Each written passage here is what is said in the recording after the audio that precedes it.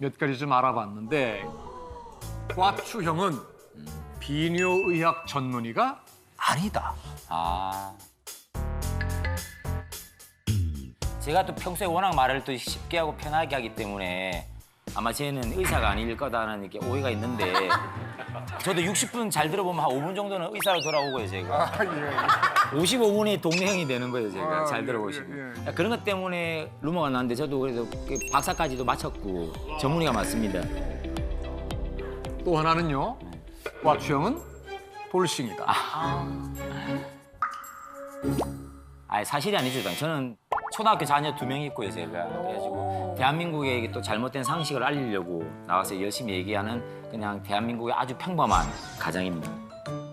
사실은 뭐 제 루머보다 더 밝히고 싶은 솔직히 대국민 꼭 밝혀야 되는 그런 루머가 있거든요, 솔직하게. 혹시 대한민국 남성들 평균 크기 혹시 세계에서 우리나라가 제일 작다 그런 얘기 많이 들어보셨죠? 아 진짜?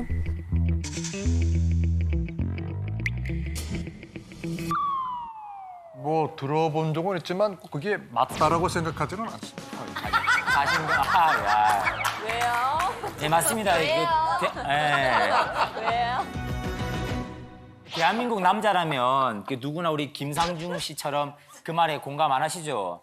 근데 한국에서 이렇게 남자가 세계에서 가장 작다. 뭐 이 말이 왜 나왔냐면 99년도에 모 대학의 교수님인데 그때 20대 남성 그 음경 크기하고 거기에 따른 그 인식에 대한 연구라는 논문이 있었는데요. 그 논문을 해외에다 싣고 번역하는 과정에서 이게 좀 문제가 생긴 거예요. 쉽게 말하면 첫 번째 논문에는 123명을 조사를 했는데 성기를 잡아 늘린 크기가 있거든요. 그 크기도 재고 실제로 발기를 시켰을 때 길이도 재고 여러 가지를 적었는데 그 이제 후속 논문을 적을 때 그냥 발기 길이는 빼고 그냥 이거 잡아 늘린 길이만 실었습니다. 그러다 보니까 그 길이만 실리게 되었는데 영어로 실린 논문이니까 외국에서 이제 인용을 할 때는 그 논문을 인용을 한단 말이에요. 그러다 보니까 그 잘못 인용이 된 거죠. 졸지에 그래서 우리나라 그 성기가 발기 후에도 9.6cm. 한술 잘못 떠가지고 또 이게 거꾸로 읽은 거예요, 누가. 6.9cm. 그 시중에 떠돌아다니는 6.9cm가 여기서 나온 거예요, 여기서. 안 돼, 안 돼. 그리고 우리나라 남성의 평균 크기는 제가 조사를 해도 그렇고 다른 문헌을 찾아봐도 한 13cm 정도이고요. 세계에서 작은 편이 절대로 아니에요.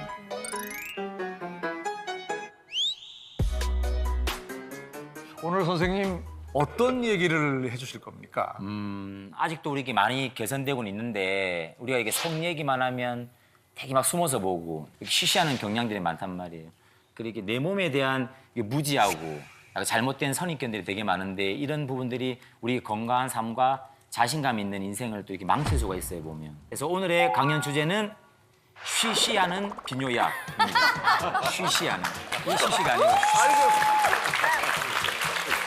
비뇨약과에 대한 어떤 생각을 하셨나요, 혹시? 대표적으로는 산부인과는 여자가 가는 곳, 비뇨기과는 네네. 남성이 전문적으로 가는 병원. 네네. 이 정도로 알고 있었거든요. 그러니까 아. 나와는 상관이 없는 학과다. 이렇게 학과다. 알고 있었어요. 남자 성기가 아플 때 가는 곳이다? 성기만 아플 때 하여튼 좀 이렇게 약간 대표적으로. 특화되어 있는 느낌. 예, 예. 네. 그래요. 저는 이제 60이 이제 간 넘은 사람인데 이제 비뇨기 계열에 이제 문제가 좀 생겨요. 네네. 예, 그래서 가장 친숙하고 가장 절실한 과가 아닌가. 네. 여기 계신 분들, 젊은 분들이 많은데 비슷하게 생각하셨죠, 근데 솔직하게. 일단 비뇨약과라는 말이 낯설게 느껴지실 겁니다. 얼마 전까지만 해도 비뇨기과, 여러분들이 아는 비뇨기과라 불렸는데 비뇨는 맞는데 기에만 집중을 하는 거예요, 이렇게. 그냥 자꾸 성기에만 집중을 하다 보니까 성기 하다 보니까 자꾸 이쪽 이렇게 관계에만 집중을 하게 되고 남성들만 가는 과라는 게 인식이 너무 강하잖아요. 그래서 방금 말씀하셨듯이 여자는 산부인과, 남자는 비뇨기과 약간 이런 식으로 아는 분들이 많은데 어느 정도로 이렇게 비뇨약과에 대한 부정적인 오해가 많냐면 저희 모친도 그 아들이 비뇨약과 의사잖아요, 솔직하게. 그러면 되게 자랑스럽게 뭐 생각도 하셔야 되는데 여사 아드님 무슨 과야 막 하면 비뇨약과 말을 못 하시는 거예요, 이렇게. 무슨 과, 뭐 피부과, 안과, 뭐야, 비슷한 과야, 그냥. 이렇게 말씀하시는 거예요. 비는 나오긴 나왔지만, 비뇨약과 말을 못 하시는 거예요, 이렇게. 이런 식으로 인식이 안 좋단 말이에요. 그래가지고 이렇게 2017년도부터 그 비뇨기과를 정식으로 이 비뇨의학과라고 명칭을 변경했습니다. 그래서 비뇨기과라는 말은 이제 쓰면 안 되는 말인 거죠. 근데 아직도 비뇨의학과 의사들 자체도 간판 자체도 안 바꿔. 글자 한 개 늘리려면 또 돈 들거든. 기존 간판 바꿔야 되고. 진짜요? 그래서 비뇨기과라고 대부분 붙이는 경우 많고, 심지어 여기 계신 분들도 아직 비뇨의학과 모르는 분들이 많잖아요, 보면. 그런데 그 정도로 인식이 아직 좀 많이 낮은 게 사실입니다. 근데 일단 비뇨의학과 하면 이름에서 나오잖아요. 무엇을 다루느냐. 비뇨. 비라는 뜻이 흐르다라는 소리예요. 흐르다라는. 그다음 요. 소변이잖아요. 소변이 흐르는. 그래서 한마디로 소변과 관계되는 모든 과정에 연결되는 병은 저희 비뇨의학과 병이라고 생각하시면 되고요. 그러면 여성분들도 소변 보시잖아요, 그러면. 그러니까 문제 생기면 어디로 가야 된다? 비뇨의학과. 그게 맞는 거죠. 우리 모친도 최근까지 방광염이라든가 약간 요실금 증상이 있으시면 산부인과를 가셨더라고요, 그게. 뭐 이게 부끄러워서 가신 것도 있지만 잘 모르셔.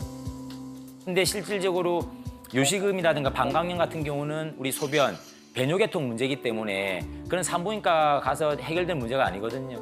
비뇨의학과에서 다루는 겁니다. 그럴 것 같아. 몰랐어.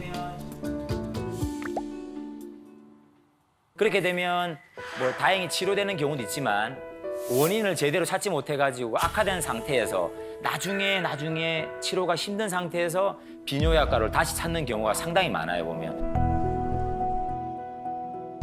이게 다 비뇨의학과는 남자들만 가는 과고 뭐 성병, 약간 음경 확대, 성기 이런 쪽만 다루는 것으로 오해하는 것이기 때문이거든요. 전립선암, 그다음에 방광암, 신장암, 요관암 전부 다 소변과 관계된 거란 말이에요. 한마디로 소변 볼 때 문제가 있으면 그냥 무조건 비뇨의학과로 가시는 게 제대로 가시는 거라고 할 수 있는 겁니다. 그리고 그 성병 같은 경우라든가 우리 말 못하는 성생활에 도움을 줄 수 있는 그런 치료나 수술 같은 것도 또 이렇게 비뇨의학과에서 담당을 하는 분야니까. 그리고 전립선 비대, 그다음에 과민성 방광, 여성분들 자주 간단 말이에요. 그다음에 소아 또는 여성을 전문으로 하는 비뇨의학과가 따로 또 있어요, 보면. 생각보다는 비뇨의학까지 하는 일이 워낙 많잖아요. 성기부터 암 수술까지 워낙 많단 말이에요. 그런데도 여성분들은 이렇게 말을 해도 비뇨의학과에 오는 걸 꺼리시는 이유가 혹시나 제가 생각했을 때는 비뇨의과 가면 바지를 내려가지고 자기 생식기를 보여주고 이런 여러 가지 검진을 해야 된다 이런 인식이 많이 있는 것 같아요. 사실 비뇨의학과의 대부분 검사는 문진으로 끝나는 경우 많고요. 다른 경우 같은 경우도 소변 검사나 피 검사 같은 것으로 다 해결이 되거든요, 보면. 그래서 실질적으로 바지 벗는 일이 거의 없어요, 진짜. 남자가 와도 바지 벗으려면 올려 하면 안 봐. 너가 왜 봐, 내가 이거. 진짜 오해하고 있네. 네, 그러니까 자기 소변이 잘 안 나오는데 굳이 바지 벗고 얘기할 필요 없단 말이에요. 그래서 바지 벗는 경우 거의 없어요, 거의 없고 실질적으로 바지를 벗는 경우는 방광 내시경이라든가 여러 가지 전립선 검사를 할 때 약간 성기를 보여야 되는 경우가 있고 약간 성기를 잡는다든가 그런 경우가 있는데 그런 경우 몇 가지를 제외하고는 남의 성기 볼 수도 없고 볼 필요도 없고 아무 허리 큰 잠옷에 채우셔도 돼요, 그냥. 성인 같은 경우는 매일같이 자기 꽈추도 보잖아요, 이렇게 오줌 누면서도. 그러면서 저 약간 어린 애들이라든가 청소년, 아니 특히 애들, 말 못하는 애들은 자기가 뭐가 문제인지 모르잖아요, 보면. 그래서 주변에 잘 봐줘야 되는데 아들 키우는 부모님들이 꼭 또 알아야 되는 이제 비뇨기 응급 있습니다, 보면. 이게 보통 주 양육자가 엄마들이잖아요, 보면. 그러면 잘 모를 수도 있단 말이에요, 보면. 얘가 뭘 요구를 하는지 애가 막 울기만 울고 잘 몰라. 그래 이런 아들 둔 어머니들이 좀 이렇게 주의 깊게 보시면 좋을 점이 있는데 여기서 제가 가면 그 퀴즈 하나 내드릴게요, 퀴즈. 한번 맞춰보세요, 한번. 히틀러는 한 개를 가지고 있고 괴링은 두 개를 가지고 있었지만 아주 작았던 것은 무엇일까?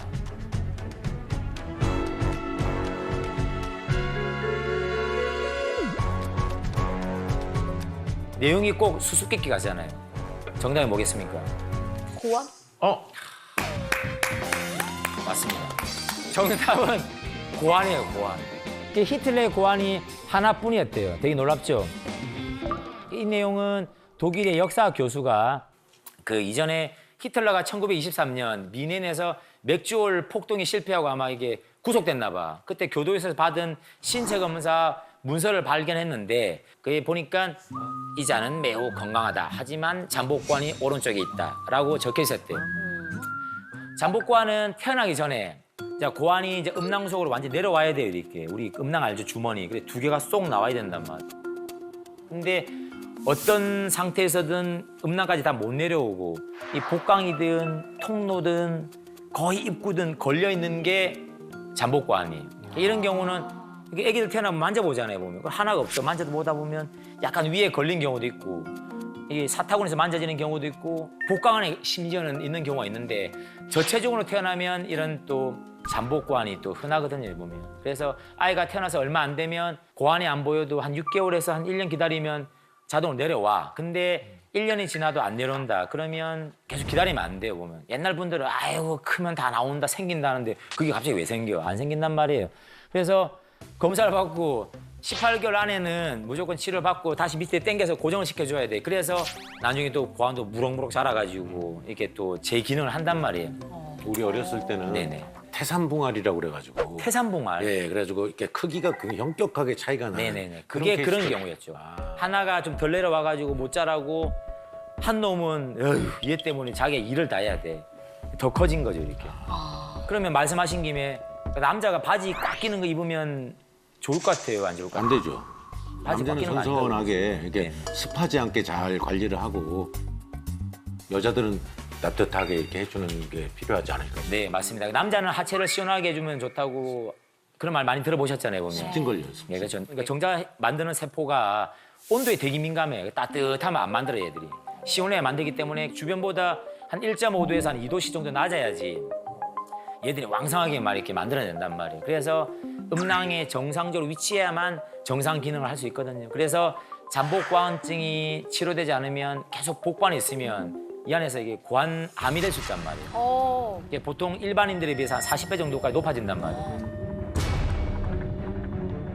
그 잠복관 경우도 수술로 치료 100% 된단 말이에요. 그래서 18개월 이전 시기 놓치지 말고 무조건 하시라. 그리고 고환염증증이라고 들어보셨는지 모르겠지만 그 한밤중에 애가 아파서 울고 막 뭐 이렇게 어디가 아프다 말 못하는 애들이 있어. 근데 울기만 우는데 보니까 고환이 한쪽 빨갛게 부어 있고 이런 경우가 있는데 모르면 아이고 시간 지나면 괜찮아지겠지 해열제 먹이고 버티다 보면 고환 죽는 경우가 있단 말이에요. 아이고. 예, 고환이 스스로 꼬여가지고 혈관이 이제 피가 안 통하니까 스스로 죽는 경우인데 이 같은 경우는 골든타임 놓쳐버리면 고환 잘라내야 돼. 아유. 근데 제가 뭐 이거는 팁을 하나 알려드리자면 대부분 꼬이는 방향이 정해져 있거든 비슷하게. 그러면 내가 이게 애 머리를 저쪽으로 하고 이렇게 꽈추를 보면서 불알을 딱 잡잖아 이렇게. 그럼 바깥쪽으로 이렇게 돌려 이렇게. 이런 식으로 책을 넘기는 방향. 이렇게 돌리면 풀린단 말이에요. 그러면 풀려. 근데 간혹 가다가 이렇게 하면 더 꼬이는 경우 있단 말이에요. 근데 대부분은 이 반대 방향으로 꼬이기 때문에 이렇게 풀어주시면 돼요. 그래서 그 우리 전립선이 어디 붙어 있는지 어느 정도 사이즈인지 혹시 아세요 혹시? 그러니까 방광이 위에 있고 전립선이 밑에 있는데 전립선은 그렇게 크지 않은 걸로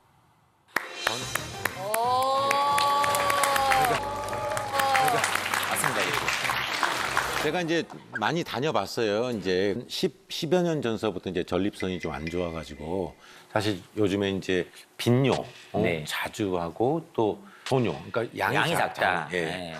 제일 고통스러운 것은 야뇨하고 김박뇨더라고요. 김박뇨. 아. 그래서 요즘에는 최소한 그 자기 3시간 전에는 뭐 커피도 안 마시고 물도 안 마시고 가급적 음료를 안 마시려고 하는 편인데 그럼에도 불구하고 저녁에 자면서 소변이 마르는 경우가 많아가지고 네네. 이게 수면의 질이 많이 안 좋은 건데 네. 그래서 사람마다 이게 또 이게 크기는 좀 상이하지만 그 전립선이 크면 소변 보는 게 힘드니까 삶의 질은 상당히 떨어지는 거죠. 전립선이 대략 크기는 한 20g 정도. 우리 밤이죠, 밤. 우리 가을에 밤 많이 먹잖아요, 밤. 네네. 밤 딱 크기야, 밤 크기.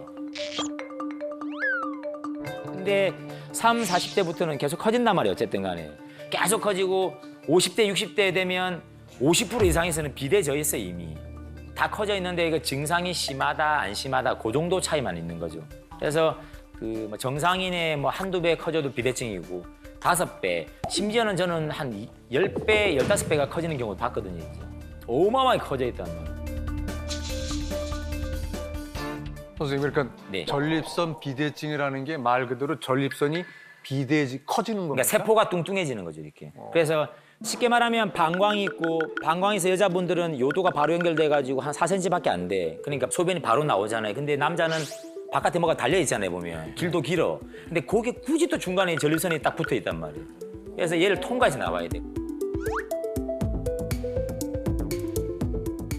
얘 위에 제가 방광이에요, 방광. 여기에 달려 있는 게 전립선이고, 그럼 얘가 커지면 밖으로만 커지는 게 아니고 오줌길 안으로도 커지잖아요, 이렇게. 그래서 소변이 잘 안 나오는 거예요, 이렇게. 이게 염증 생기면 이렇게 되는 거예요.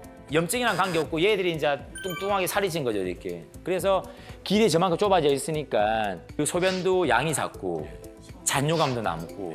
남아 있는 걸 분명히 느끼는데도 후련치도 않고 예, 마무리를 해야 돼요. 전립선이 옆으로만 커지는 게 아니고 방광 쪽으로도 커진단 말이에요. 그러니까 방광 쪽으로 계속 막 들이대. 그럼 방광이 자극되니까 소변이 얼마나 자주 나오겠어요. 요도를 눌러가지고 예. 이게 전립선 비대증이에요. 너무 격하게 공감하셔가지고. 그냥 간단할 때는 약으로 치료가 되는데 심하면 수술해야 되고. 요 밑에 근육처럼 생겼죠, 이게. 네네. 요게 그거예요, 이렇게. 우리 관략근. 오줌 참을 때 힘주면 얘를 쪼우는 거예요, 이렇게. 그래서 아까 전립선 수술하고 나면 이렇게 그 요실금 생긴 데 있잖아요. 그러니까 요걸 자르다 보면 요 근육이 약간 다칠 수 있거든. 자르다 보면. 그래서 이 힘 조절이 안 돼가지고 요실금이 생길 수가 있는데 삶의 질을 너무 떨어뜨리잖아요, 이렇게. 그리고 또 궁금해하실 게 그럼 전립선 비대증이 있으면 암으로 발전하느냐? 그러진 않아요. 우리가 이렇게 감기 걸렸다고 폐암을 걱정하지 않잖아요. 이렇게. 별개의 질병이기 때문에 크게 걱정은 안 하셔도 되고. 그리고 이게 2014년 바이칼로에서 발견된 4,500년 전에 죽은 남자 유골인데요. 연구 결과 이 유골은 한 35세에서 한 45세, 비교적 젊은 나이죠. 근데 역대 발견된 것 중에서 가장 오래된 암으로 죽은 인간 유골이었습니다, 이분이. 근데 과연 그러면 이분은 어떤 암으로 돌아가셨을까요? 바로 전립선암 때문에 돌아가셨는데 전립선. 자, 엉덩이부터 해가지고 머리뼈까지 암세포가 다 발견된 거예요. 이분은 아마 돌아가시기 전에 엄청난 통증이 심해가지고 돌아가셨을 건데, 근데 이 유골에 발견된 게 뭘 의미를 하느냐?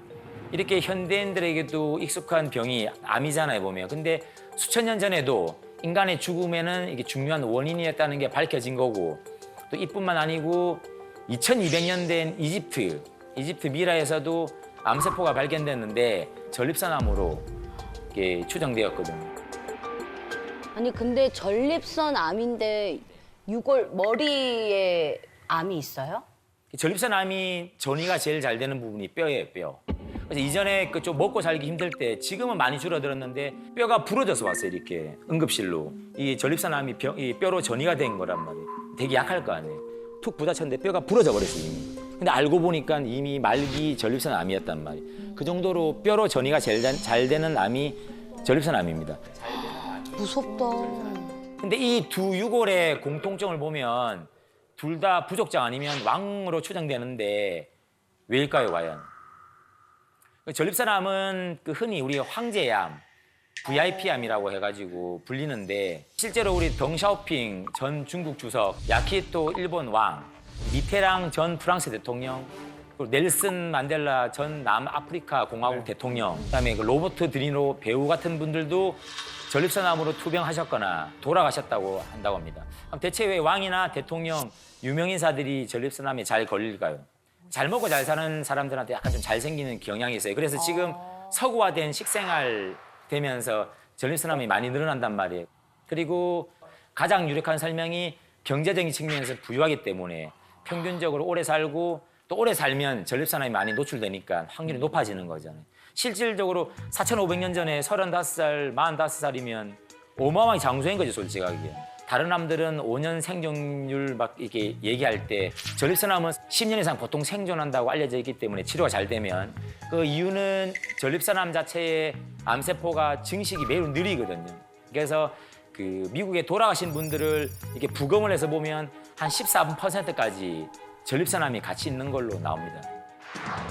이 자료는 그 미국에서 암 발생 통계율을 보여주는 자료인데요. 미국에서는 전립선암이 1등이에요. 우와. 사망은 2등이고. 어머머. 그만큼 전립선암은 서구화된 사회에서는 심각한 병이에요. 최근 우리 국내 남성 암 발생률도 5위 안에 몇 건이 들 정도로 많이 늘어났는데 우리도 많이 서구화됐잖아요. 그래서 우리나라에서도 전립선암 환자가 상당히 많이 증가되고 있습니다. 그러면 전립선 암 후유증 같은 거는 뭐가 있을까요? 방금 말씀하신 전립선암이 이 부작용이 있느냐, 그 네. 자체가 부작용이 있는 게 아니고 수술을 하게 되면 일부분에서 발기부전, 요실금, 그리고 수술하게 되면 우리 정낭이라고 해가지고 그 우리 정액을 만드는 중요한 기관이 있거든요. 같이 다 제거를 해요. 그래서 이제는 수술하게 되면 정상적인 임신이 이제 불가능해지죠.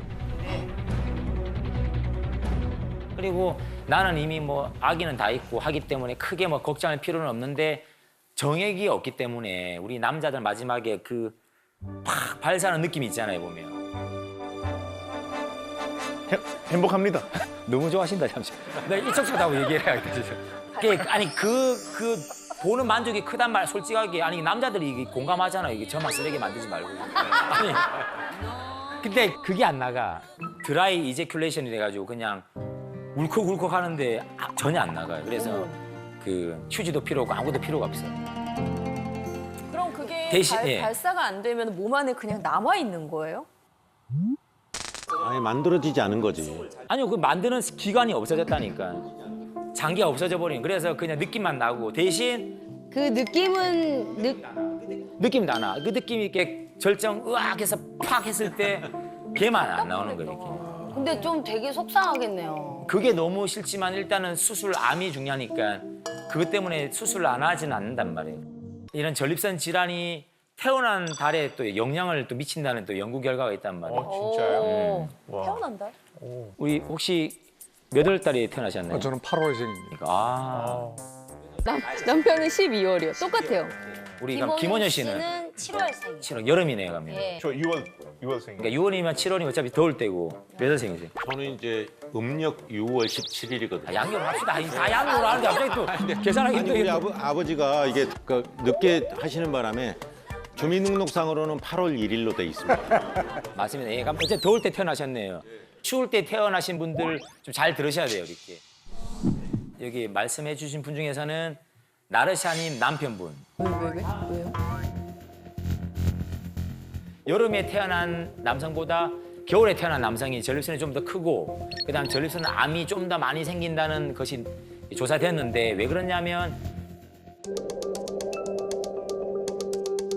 그 임신 초기에 햇빛을 많이 받으면 그 모체의 멜라토닌 양이 적어지고 태아의 테스토스테론 호르몬이 많이 증가된다고 합니다. 이런 태아에 증가된 호르몬이 나중에 중년 이후에 전립선 비대증이라든가 전립선 암 같은 그런 병을 일으킬 가능성이 약간 높아진다는 연구 결과가 있는데 그렇다고 뭐 여름에 태어났고 겨울에 태어났고 안심할 건 아니지만 겨울에 태어났으면 조금 더 그러니까 미리미리 대비하는 게 낫지 않을까라고 생각이 듭니다. 크기는 약간 좀 반비례하는 것 같기도 하고. 반비례? 아까 여름이라고 하면서 네, 하셨잖아요. 그러니까. 그러면 보셨어요, 근데 전립선을 근데 신랑 전립선을 아, 안 그거랑 보이는데. 다른 그걸 거예요? 어떻게 알아요? 안 보이는데. 아, 죄송해요. 아니 정녕 얘기하고 싶은 거지 지금. 아니 다시 봐야 되고. 정력이랑 다른. 아니 그럼 그 구멍을 보셨어요, 안 이렇게? 덥다 더워. 몇 월생이세요? 저도 우리 꽈추형님. 예. 과초형 맞죠, 과초형인데 저도 3월생이고 그래가지고 약간 좀 그럴 때 태어났죠. 그래서 약간 조금 조심을 해야 되고 그러면 정력에 좋은 음식은 뭐 있을까요? 뭐가 있을 것 같아요, 그러면? 저는 필요가 없어가지고. 아이고. 얼마 전에 진짜 제가 김원효 씨하고 제가 술 한잔 먹은 일이 있었는데 그때 장어꼬리만 그리 드시더라고 진짜.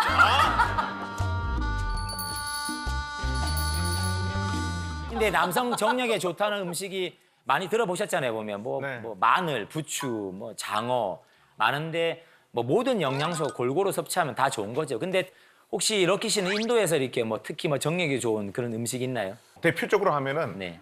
실라지드라고 혹시 들어보셨어요? 실라지드. 신라지도 안 들어봤는데. 실라지드가 북쪽 히말라야 쪽 근처에서 나오는 약초예요. 네, 저도 필요가 없어서 먹어보지 않지만 들어보기만 했어요. 받아 적어 놓으세요, 여기. 네.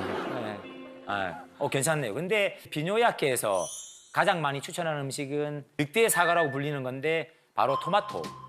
토마토 좋다고. 토마토의 그 붉은 색소 성분이 라이코펜인데 얘가 되게 좋아 보면. 그래서 전립선을 강하게 하고 여성분도 유방암에 예방 효과가 있다고 하거든요. 암 예방에 이제 특이한 그러니까 특효가 있다고 되어 있고요. 사실 뭐 전립선 같은 질환이라든가 뭐 요로 결석 이런 경우에는 통증도 수반되고 불편하잖아요. 소변도 안 나오고 하니까. 빨리빨리 병원을 찾기 때문에 비교적 좀 치료가 돼. 근데 조루, 지루, 발기부전은 눈으로 보이진 않잖아요, 이렇게. 이 친구 3초인데, 이 친구는 30초야. 모른단 말이에요, 이렇게. 너무 뜨끔해 하지 마세요, 이렇게. 설마 3초겠어요, 근데 성기능 장애라든가 이 성병 같은 경우는 좀 부끄러워서 잘 숨기는 경우가 많단 말이에요. 그래서 병원에 오시는 분들하고 얘기를 하다 보면 되게 생뚱맞는 얘기를 하고 좀 딴소리 하는 분들이 많아. 그러니까 들어오면 딴자마자 저 조루병 왔습니다. 저 발기부전이에요. 이렇게 말 잘 못해요. 그렇죠. 자기가 젊을 때는 참 왕년에는 내가 잘 나갔는데 하면서 또 자기 주변 얘기해. 아는 의사 있는 얘기하고 딴소리 막 해. 그러면 제가 그 민망하지 않게끔 딱 어느 적절한 시기에 발기인지 조른지 딱 찌른단 말이에요. 이렇게. 그 제가 왜 이 말씀드리냐면 그 미국계 그 다국적 제약회사에서 설문조사를 해봤는데 이 성기능에 문제 생겼다. 그럼 너 치료받겠어? 하니까 전 세계 평균이 한 18.8% 한 20% 가까이 돼요. 우리나라는 2%밖에 안 된대요. 다 숨기는 거죠.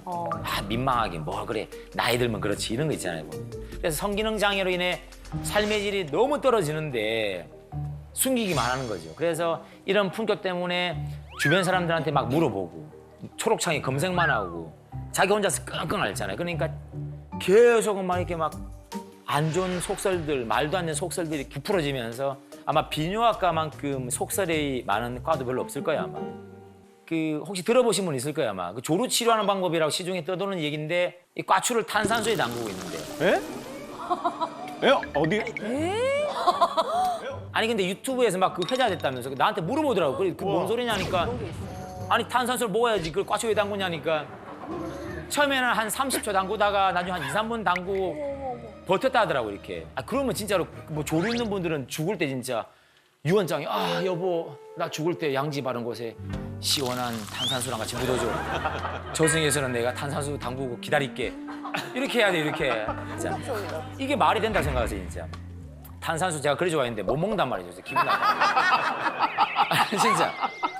이런 얘기뿐만이 아니고 그 이태리 타월 그 막 문지는 거야 이렇게. 이렇게 막 그 예민한 기두 부분을 막 문질러가지고 무감각하게 만들고 그다음에 무슨 이 반신욕도 아니고 뜨거운 데 담궜다가 찬물에 담궜다가 왔다 갔다 거리고 심지어는 진짜 이런 분이 있어요 보면 그 여름에 그 백사장 보면 머리가 엄청 뜨겁잖아요 보면. 네. 정말. 철사장 하는 거예요 진짜. 진짜 철사장 하는 거예요 거기서. 정말로 제가 이 자리에서 말씀드리는 게 보편적으로 할 수 있는 방법이 아니라는 거예요. 여기 또 집에 가서 탄산수 담그시면 안 돼 진짜. 특히 정력 얘기만 나오면 이토록 속설 얘기가 많은 게 없을 텐데 혹시 주변에서 들은 뭐 정력 같은데 관련된 요즘 그 뭐 남자도 그렇고 여자도 그렇지만은 그 탈모에 대해서도 탈모. 많이 신경을 쓰죠. 그래서 네네. 이제 탈모 약들을 많이 먹지 네네네. 않습니까? 근데 그 탈모 약이 네. 굉장히 그 남자들의 정력에 안 좋다. 네네. 뭐 그런 얘기들이 많이 맞아, 좀 네. 떠돌아다니는데 근데 우리 김상주 씨는 머리숱이 엄청 많으시네요 진짜. 제가 좀 카리스마가 있습니다.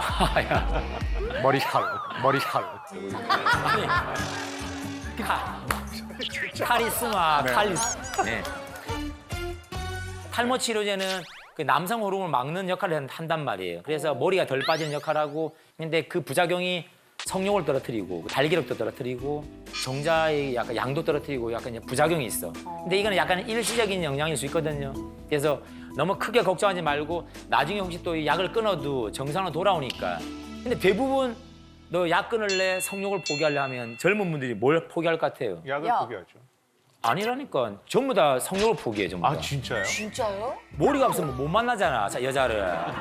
일단 있어야 만나니까. 그래서 일단 만날 때까지는 버텨야 되니까 얘를 버티고 만나고 친해지면 약을 서서히 끊는 거죠 이렇게.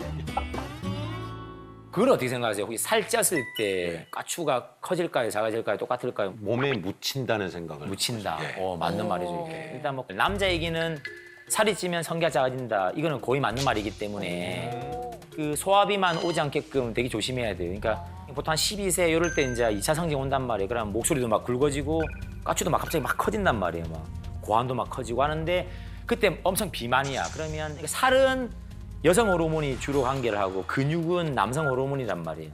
그럼 이게 지방, 살이잖아요, 살. 여성 호르몬이 좀 득세하고 있으면 남성 호르몬이 막 나와가지고 막 고환도 크게 하고 과추도 크게 해야 되는데 그때 이미 중요한 시기 다 놓쳐버리면 끝나버린단 말이에요. 성인 돼가지고는 이미 안 돼. 그래서 음경외소증 가장 큰 원인 중 하나가 소화비만이 있거든요. 비만은 또 비단 그 어린이뿐만이 아니잖아요, 문제가. 성인도 마찬가지인데 비만 체형이라는 게 단순히 막 덩치만 커진다는 말을 하는 게 아니고 우리 제지방, 전체 지방에 비해서 체지방 비율이 높아지는 건데 우리 과추는 솔직하게 다른 장기랑 약간 틀려가지고 막 살쪄가지고 과추 커질 것 같으면 어우 매일 먹을 거 아니에요, 진짜. 박지우지. 그럼 남자들 누구나 원하는 거잖아요. 근데 우리 과추는 해면체라고 하는 특수한 조직에다가 얇은 백막이 쌓여 있고요. 그다음에 깊은 근막, 심재근막, 표층근막, 피부 등으로 여러 가지 이렇게 형태로 쌓여 있고 지방 세포가 없단 말이에요. 그래서 아무리 살쪄봐야 해면체는 살이 안 쪄. 그래서 살이 찌면 치골이라든가 주변 조직이 살이 막 늘어나니까 과추가 묻히는 거잖아요. 그래서 과추가 되게 작아 보이고 실질적으로 이런 지방이 많으면 성관계할 때 가용할 수 있는 가치가 별로 없어지는 거잖아요. 살이 너무 많으면. 그게 중요하단 말이에요. 그래서 만약에 살이 쪄가지고 해결이 안 된다 그러면 과추 자체를 크게 해야 되는 시술을 받아야 되잖아요. 그러니까 그런 게 싫으시다면 평소에 살이 안 찌도록 관리를 잘 하셔야 되고. 아 진짜. 사정을 많이 하면은 네네. 그 건강에 안 좋다는 얘기가 있는데 그게 맞는지. 어떤 사정 말하는가? 여보 용돈 좀 올려줘. 그 사정. 아니요. 제발 쪽으로 늦게 들어갈게. 아니. 까맣게 말했던 게 예. 이게 팍 이거. 아 그 사정. 아 근데 진짜 그런 그 얘기 들어보셨어요? 사정 많이 하면 몸에 안 좋을 거다. 네 들어봤어요 그거는. 들어보셨어요? 네. 아, 이전에 그 중국의 황제한테 방중술에 대해 가르쳐 준 것을 엮은 책이 있어요. 들어보셨겠죠? 아마 소녀경. 그래서 이렇게 사정을 하지 않아야 장생할 수 있다 하면서 저비불로라는 말이 나왔는데 과연 정액을 너무 많이 배출하면 정말로 수명이 줄어드는 것인가? 정액을 아껴야 된다는 거는 비뇨학적으로 아무 근거가 없어요, 근거가. 기계에도 기름 쳐놔야 되지. 그거 너무 안 쓰면 못 쓰잖아요, 보면. 그런 것처럼 정상적인 이렇게 건강한 성기능을 유지하기 위해서는 적절한 정액도 배출하고 해야지 우리 몸 생리상 너무 안 쓰다 보면 문제 생긴단 말이에요. 그래서 전립선 질환 같은 게 있는 경우에 치료 목적으로도 사정을 좀 하세요 하는 경우가 있기 때문에 건강한 성기능과 전립선 건강을 위해서 그 참는 것보다는 시원하게 배출하시라고 말씀드리고 싶습니다.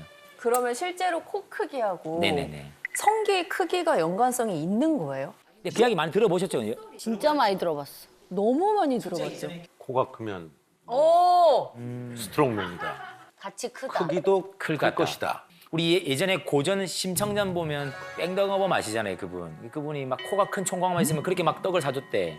그게 무슨 뜻이냐면 코가 큰 총각이 정력도 좋고 그것도 막 되게 크고 그래서 옛날부터 큰 코가 남성다움을 상징하는 심벌인데 그 제가 이제 수술하면서 그 이제 한 7,000명 이상 봤단 말이에요, 이렇게. 라이브 싱싱한 과추를 봤잖아요, 제가. 그 얘를 땡겨도 보고 막 느려도 보고 하면서 길이도 재보고 물론 이렇게 동의서 다 받고 가랗게 발표를 하려고 이렇게 이 가 데이터 발표가 나온 거죠. 한 600명 정도가 나왔는데 이 코 크기랑 약간 관계가 있어요, 보면. 아, 코가 휘면 과추가 인다는 얘기까지 들었거든요, 제가. 그러면 막 싸우다가 코한테 빡 맞아서 코가 빡 휘면 과추까지 빡 휘는 거예요, 이렇게. 동시에 으악 죽여야지. 말이 안 되잖아요, 이렇게. 그래서 제가 크로스 체크할 방법을 알려드릴 텐데 국내에서 그 음경 크기에 대한 그 객관적으로 또 이렇게 연구 결과가 하나 있어요, 보면. 2009년도 논문인데 그 우리 손을 펴보세요, 전부 다 이렇게. 전국의 시청자 여러분 다 펴보세요, 이렇게. 펴보면 검지 두 번째 손가락이 네 번째 손가락보다 짧다 손 들어봐요, 남자 중에. 여자 말고 좀. 아니 검지가 짧다.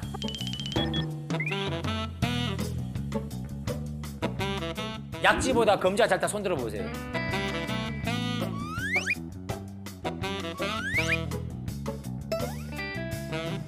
많이 짧다 손 들어, 많이 짧다. 이분도 많이 짧네. 많이 짧나? 비슷하네 보니까. 근데 두 번째가 더 긴데 나는 이게 짧아. 결론이 뭐냐면 이 두 번째 손가락하고 네 번째 손가락하고 이게 차이가 심할수록 이 꽈추가 길다라는 연구 결과가 있어요. 연구 결과. 아, 저는 여기 이분이 이게 더 긴데? 네, 이쪽이 두 길어요. 번째가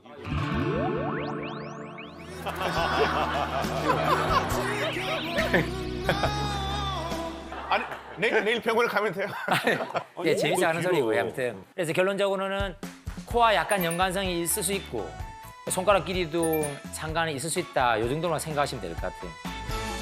당황스럽게 만들고 막 황당하게 만드는 시술이나 수술을 받고 오시는 분들이 꽤 많단 말이에요.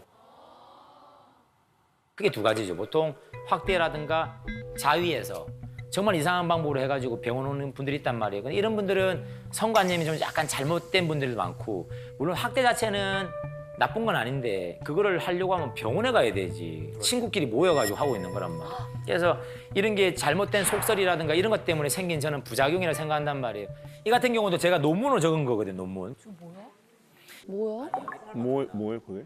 엑스를 찍었는데 이게 쇳덩어리 같은 게 두 개 들어있어요. 두 개. 이게 자석이에요. 자석. 쇠 막대 자석. 오른쪽도 예. 그러니까 요게 두 개가 이렇게 찍힌 거죠. 그러니까 이 친구는 두 개만 넣고 빨리 병원에 온 거고요. 어떻게 넣었지? 그러니까 요도로에서 이 깊은 요도로에서 잡아 넣는 게 더 신기해. 전립선도 통과해야 되고 되게 쉽지 않거든요. 근데 지금 사진 없지만 자석이 48개 들어간 사람도 있을 거예요, 여기에. 어떤 경우냐면 자석을 넣고 요도에 넣고 자위를 한 거야, 자위를. 그러니까 그런 자위가 좋았나 봐, 자기가. 그래 안에 넣고 막 하다가 약간 좀 깊게 들어갔거든. 안 빠져나오는 거야. 자석을 한 개 더 넣었어. 이걸 붙여서 나오려고. 나오겠어, 이렇게. 안 나오죠. 같이 들어갔지. 48개까지 넣어서 뽑아보려고 하다가 더 이상 하다가 안 되겠다. 병원에 온 거죠. 이 같은 친구 같은 경우는 이 수술해서 빼냈단 말이에요. 그러니까 그 한순간에 잘못된 생각이 이렇게 됐단 말이에요. 별별 사람 많아. 전선을 안 잡아넣는데 방광 안에 전선이 말려가지고 한 2, 3m 되는 전선이 들어있어. 근데 이런 친구들은 대부분 변명하는 게 무조건 똑같아. 술 먹고 자고 있는데 친구들이 넣었대. 그래서 항상 레파토리는 똑같단 말이야. 그래서 다음에 이런 친구들 오면 술 먹고 친구 넣었죠 하면서 네 하면서 이렇게 질문한단 말이야. 굳이 들을 필요 없단 말이야. 거짓말하기 때문에. 그래서 이게 요도로 넣는 경우도 있고 그리고 그런 건 들어보셨을 거예요. 이렇게 바세린 같은 거. 바세린. 네네, 바세린 바르는 거. 예. 그다음에 우리 상처 치료에 후머시기 있잖아. 마머시기. 그런 거 녹여가지고 이게 액체 성질 있을 때 걔를 주사기 해가지고 이 꽈추 안에 잡아넣는단 말이야. 그러면 이렇게 부풀어 오르죠 이렇게. 근데 이런 경우를 제가 왜 말씀드리냐면 거의 99% 100% 나중에 병원 와가지고 음경 있는 살 다 도려내야 돼. 어떻게 되는지 아세요? 우리 사과 껍질째 계속 베어 먹으면 어떤 느낌인지 알죠? 이렇게 중간만 쏙 남고 없어지잖아요. 이게. 자, 꽈추 기두만 달려 있고 밑에 이렇게 생선뼈처럼 이렇게 달려 있어요. 이런 잘못된 그 자극을 쫓는 분들은 결국에는 병원 오게 돼 있단 말이에요. 그래서 절대로 이렇게 하시면 안 되고. 그리고 또 진료를 보다 보면 털 때문에 안 보이는 수준이 아니고 없단 말이에요. 같이 찾아야 돼. 그래. 너무 작아, 너무. 그럼 이런 친구들한테는 이 정도 평균입니다 말하면 이 새끼 이게 평균이야 이렇게 한단 말이에요. 그래서 너무 작은 경우는 농담도 못해요. 이렇게 근엄하게 어릴 때 좀 비만이 있었나요? 어떤 경우냐 이렇게 얘기를 하는데 이런 경우가 이제 음경 외소증인데 외국에 보면 그 내사전에 불가능 없다는 유명한 분 있잖아요. 보면 나폴레옹. 그 나폴레옹이 죽고 난 다음에 검시한 의사들이 이 고환하고 꽈추를 봤는데 유난히 작아가지고 아마 이 내분비 질환을 앓지 않았나라고 이렇게 의심을 했다는데 그 가능성도 상당히 많고 근데 또 우리 여러 가지 의학적인 관점에서 보면 이 분들은 예전에 말 타고 다니잖아요. 보면 말 타고 다니면 계속 이게 부딪힐 거 아니야. 그러면 과도하게 해음부를 계속 자극하게 되고 그럼 피가 잘 안 통하잖아. 그래서 어릴 때부터 그런 생활이 계속되고 하다 보면 고환이라든가 이렇게 음경 발달이 좀 왜소하지 않았느냐. 근데 요즘에 많은 분들이 네. 사이클 많이 타시잖아요. 네. 그런 얘기도 들어봤어요. 사이클을 많이 타면 남자들 전립선에 안 좋다. 맞긴 맞아요. 그러니까 그 의자 모양 딱 생각해 보면 그게 딱 의자는 어찌 돼요 이렇게. 창자가 쭉 밑에 다 누르잖아요 이렇게. 그러면 방광 밑에 있는 전립선 짜부러든단 말이에요 이렇게. 까펜 뼈로 또 막혀져 있어. 애가 탈출구가 없어. 아니 이게 얼마나 불쌍해 전립선이. 그러면 피가 안 통해요. 우리 아무리 예쁜 여자친구도 10분 이상 800에 주면 싫잖아요 이렇게. 근데 그 자전거를 1시간, 2시간 타고 다니면 어찌 되겠어요? 전립선 죽으라는 거지. 그래서 요즘 전립선 안장이라고 해가지고 이게 좀 전립선이 덜 눌리게끔 하는 게 있잖아요. 이런 경우도 상당히 많아요 보면. 70대 노인분이 있는데 확대 수술을 하러 오셨더라고요. 이렇게. 그래서 제가 이거는 성관계 목적으로 하는 수술입니다. 커지는 겁니다. 그래서 뭐 발기가 잘 되는 수술이 아닙니다. 말해주는 거 알고 있다고. 내가 그거 모르고 왔겠냐고. 아유 그러면 내가 농담 말하잖아. 아유 할머니하고 금술 너무 좋겠네요. 할머니 돌아가신 지 꽤 됐다고. 이런 얘기를 하는데 아니래. 근데 알고 보면 이제 옆집 뭐 박영감하고 내가 30년째 목욕탕 다니는데 맨날 작다고 놀림 받아가지고 내가 죽기 전에 자존심.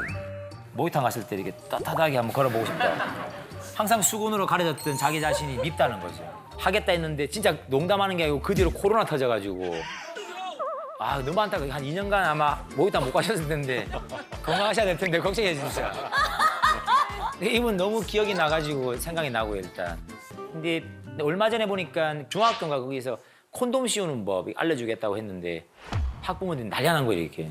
중학생한테 무슨 콘돔이라고 장난하냐고. 근데 실질적으로 청소년 콘돔 살 수 있거든요. 근데 너무 모순이잖아요. 지금까지 우리나라의 성격 보면 너무 진지하고 그냥 하지마 크면 다 알아 하지마. 노래 가사도 있잖아. 막 서태지 노래에도 어른들은 항상 말하지 넌 아직도 모르고 있는 일이 하잖아요 이렇게. 노래 가사에 있을 정도니까. 그러면 다른 나라의 성교육은 어떨까? 이게 덴마크에서 나오는 성교육 책인데 되게 오래된 책이에요. 그래서 5세부터 교육을 한대요. 근데 내용 보면 실제로 남자가 성관계하는 게 그대로 나와. 피스톤 운동까지 다 나와 이렇게. 그러니까 종이에 발사되는 게 다 나와 보면.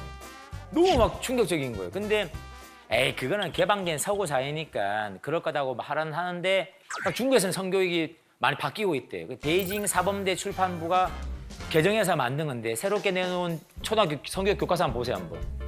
그럼 지금 꽈추가 서가지고 지금 들어갔잖아요 안에. 저런 거 보는 것도 민망할 수준인데 굳이 친대 묘사를 해놨잖아요 저렇게. 그러니까 아빠 엄마 저렇게 누워있으면 애 만드는 거야 라고 이제 애들이 알게 되는 거죠 일단. 근데 우리나라에서 저런 성교육 많이 들으면 어찌 될 것 같아요 이게. 당장에는 좀 발칵 뒤집혀지고 문제 생길 것 같거든요. 근데 하지만 이미 우리 자녀들은 충분히 우리가 아는 것보다 더 많이 안단 말이에요. 훨씬 더 많이. 중학교 정도만 되면 성관계 영상 안 봤을 것 같아요. 다 봤단 말이에요. 근데 우리 너무 안 된다 하는 그런 게 너무 많기 때문에 지나치게 무겁게 생각해가지고 이미 머리, 몸은 서구화되고 있는데 그 성에 대한 인식만 쫙 계속 바닥에 깔려가지고 자꾸 이게 미스매치 되잖아요. 보면. 여러분들은 살면서 어떤 게 내 발목을 잡는다고 생각을 하시는지. 저는 책임감이라는 게 가장 힘들게 하는 게 아닐까. 그러니까 책임감을 네, 가장으로서의 책임감, 아빠로서의 책임감, 또 사회의 일원으로서의 책임감, 선배로서의 책임감, 후배로서의 책임감. 그 모든 것들을 당연히 내가 해야 된다는 그 책임감이 너무 짓누르지 않나라는 위에 생각이 한 들어요. 네. 20kg 좀 항상 짊어지고 다니는. 네, 좀 쉴 때도 있고 그냥 나 그대로 혼자만을 위해서 살아보고 싶은데 그런 책임감들 때문에 어쩔 수 없이 사라져야 하는 게 아닌가라는. 전 돈인 것 같은데요. 아, 돈. 그렇죠. 사실 집사람이 오늘 아침에 나오는데 그 학원비를 얘기를 했어요. 예, 근데 이제 그거 가지고 알았어 어떻게 되겠지 하고 나왔는데 하루 종일 지금 그 생각이 맴돌아요. 근데 어떻게 보면 뭐 가족 또 부모님 뭐 주변에 모든 우리 그 친구들 또 뭐가 필요하다면 다 해줘야 된다는 어떤 제 그 강박관념이 있어요.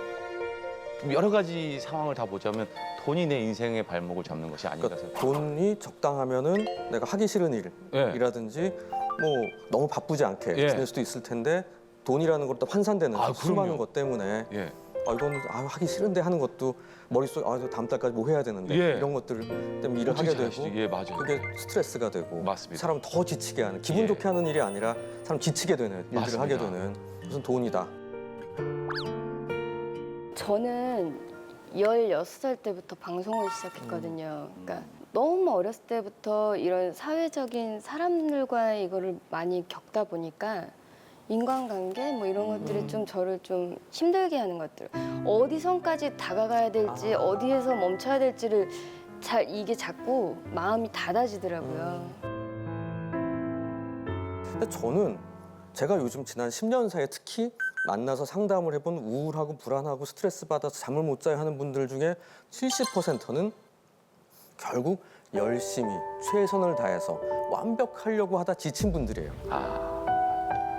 열심히 하면 진짜 우리가 아는 지금까지 삶의 방식이 이런 겁니다.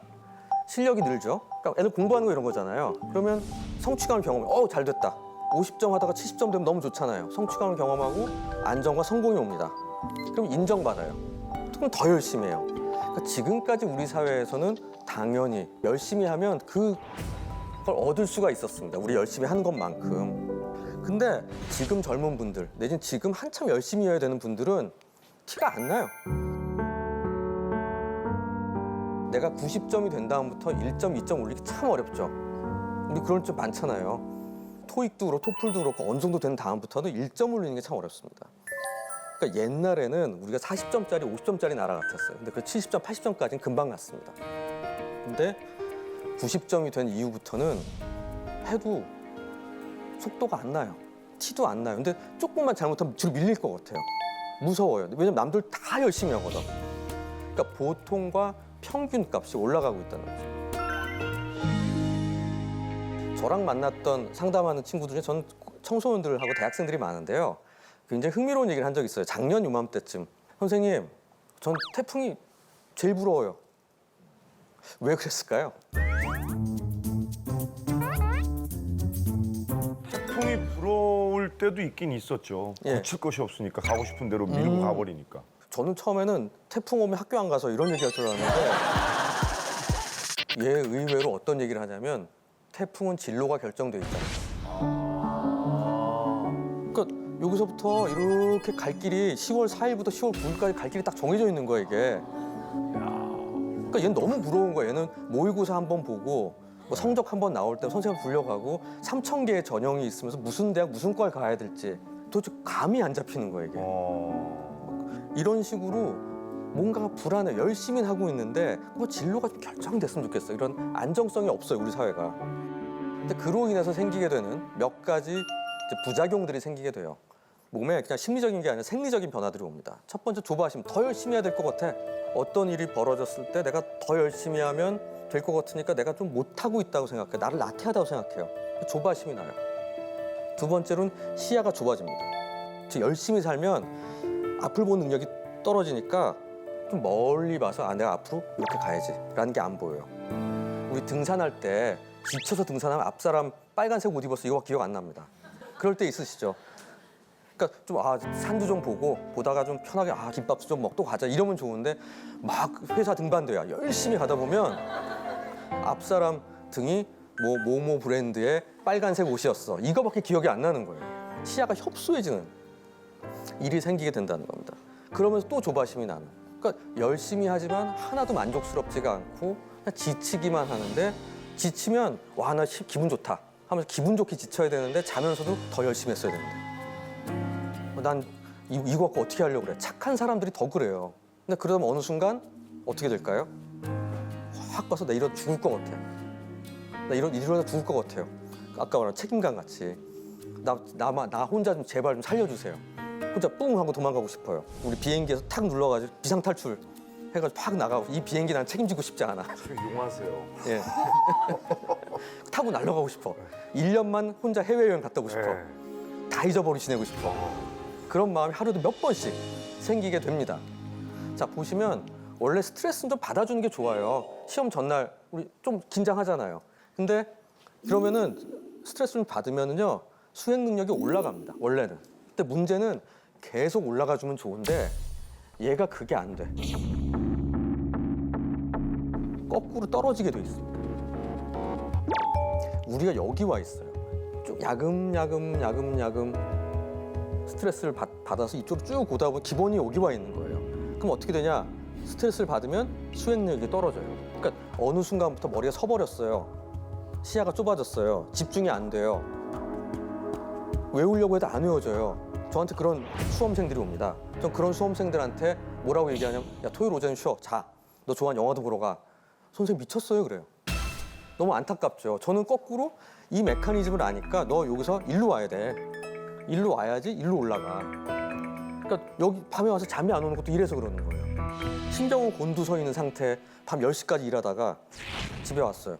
여전히 뭔가 해야 돼. 조바심은 있어. 그러니까 자서 누워서 12시부터 딱 자려고 누웠고 6시에 자명정 맞춰놨습니다. 그럼 제일 크게 들리는 게 뭐죠 그때? 시계소. 아 맞아 시계 소리 째깍 째깍 째깍 무섭기도 하고 내가 6시에 못 일어날까 봐 그럼 뭐 하죠 우리? 양 100마리 저는 불면증 환자한테 양 100마리 절대 하지 말라고 그럽니다 왜 그럴까요? 더 집중이지. 예.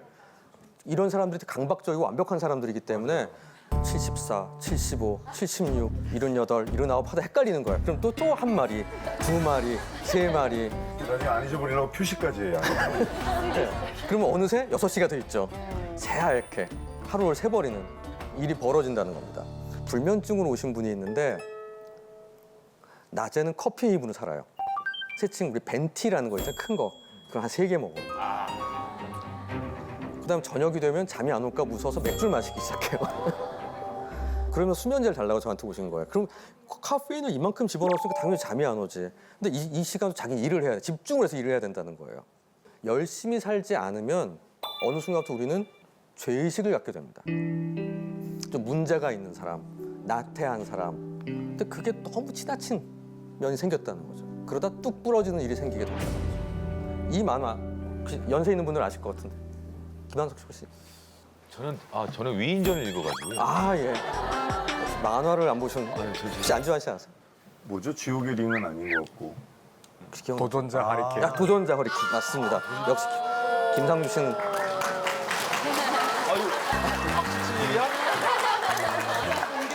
아니 뭐 만화 맞췄다고 박수. 제가 연세가 좀 있습니다. 예.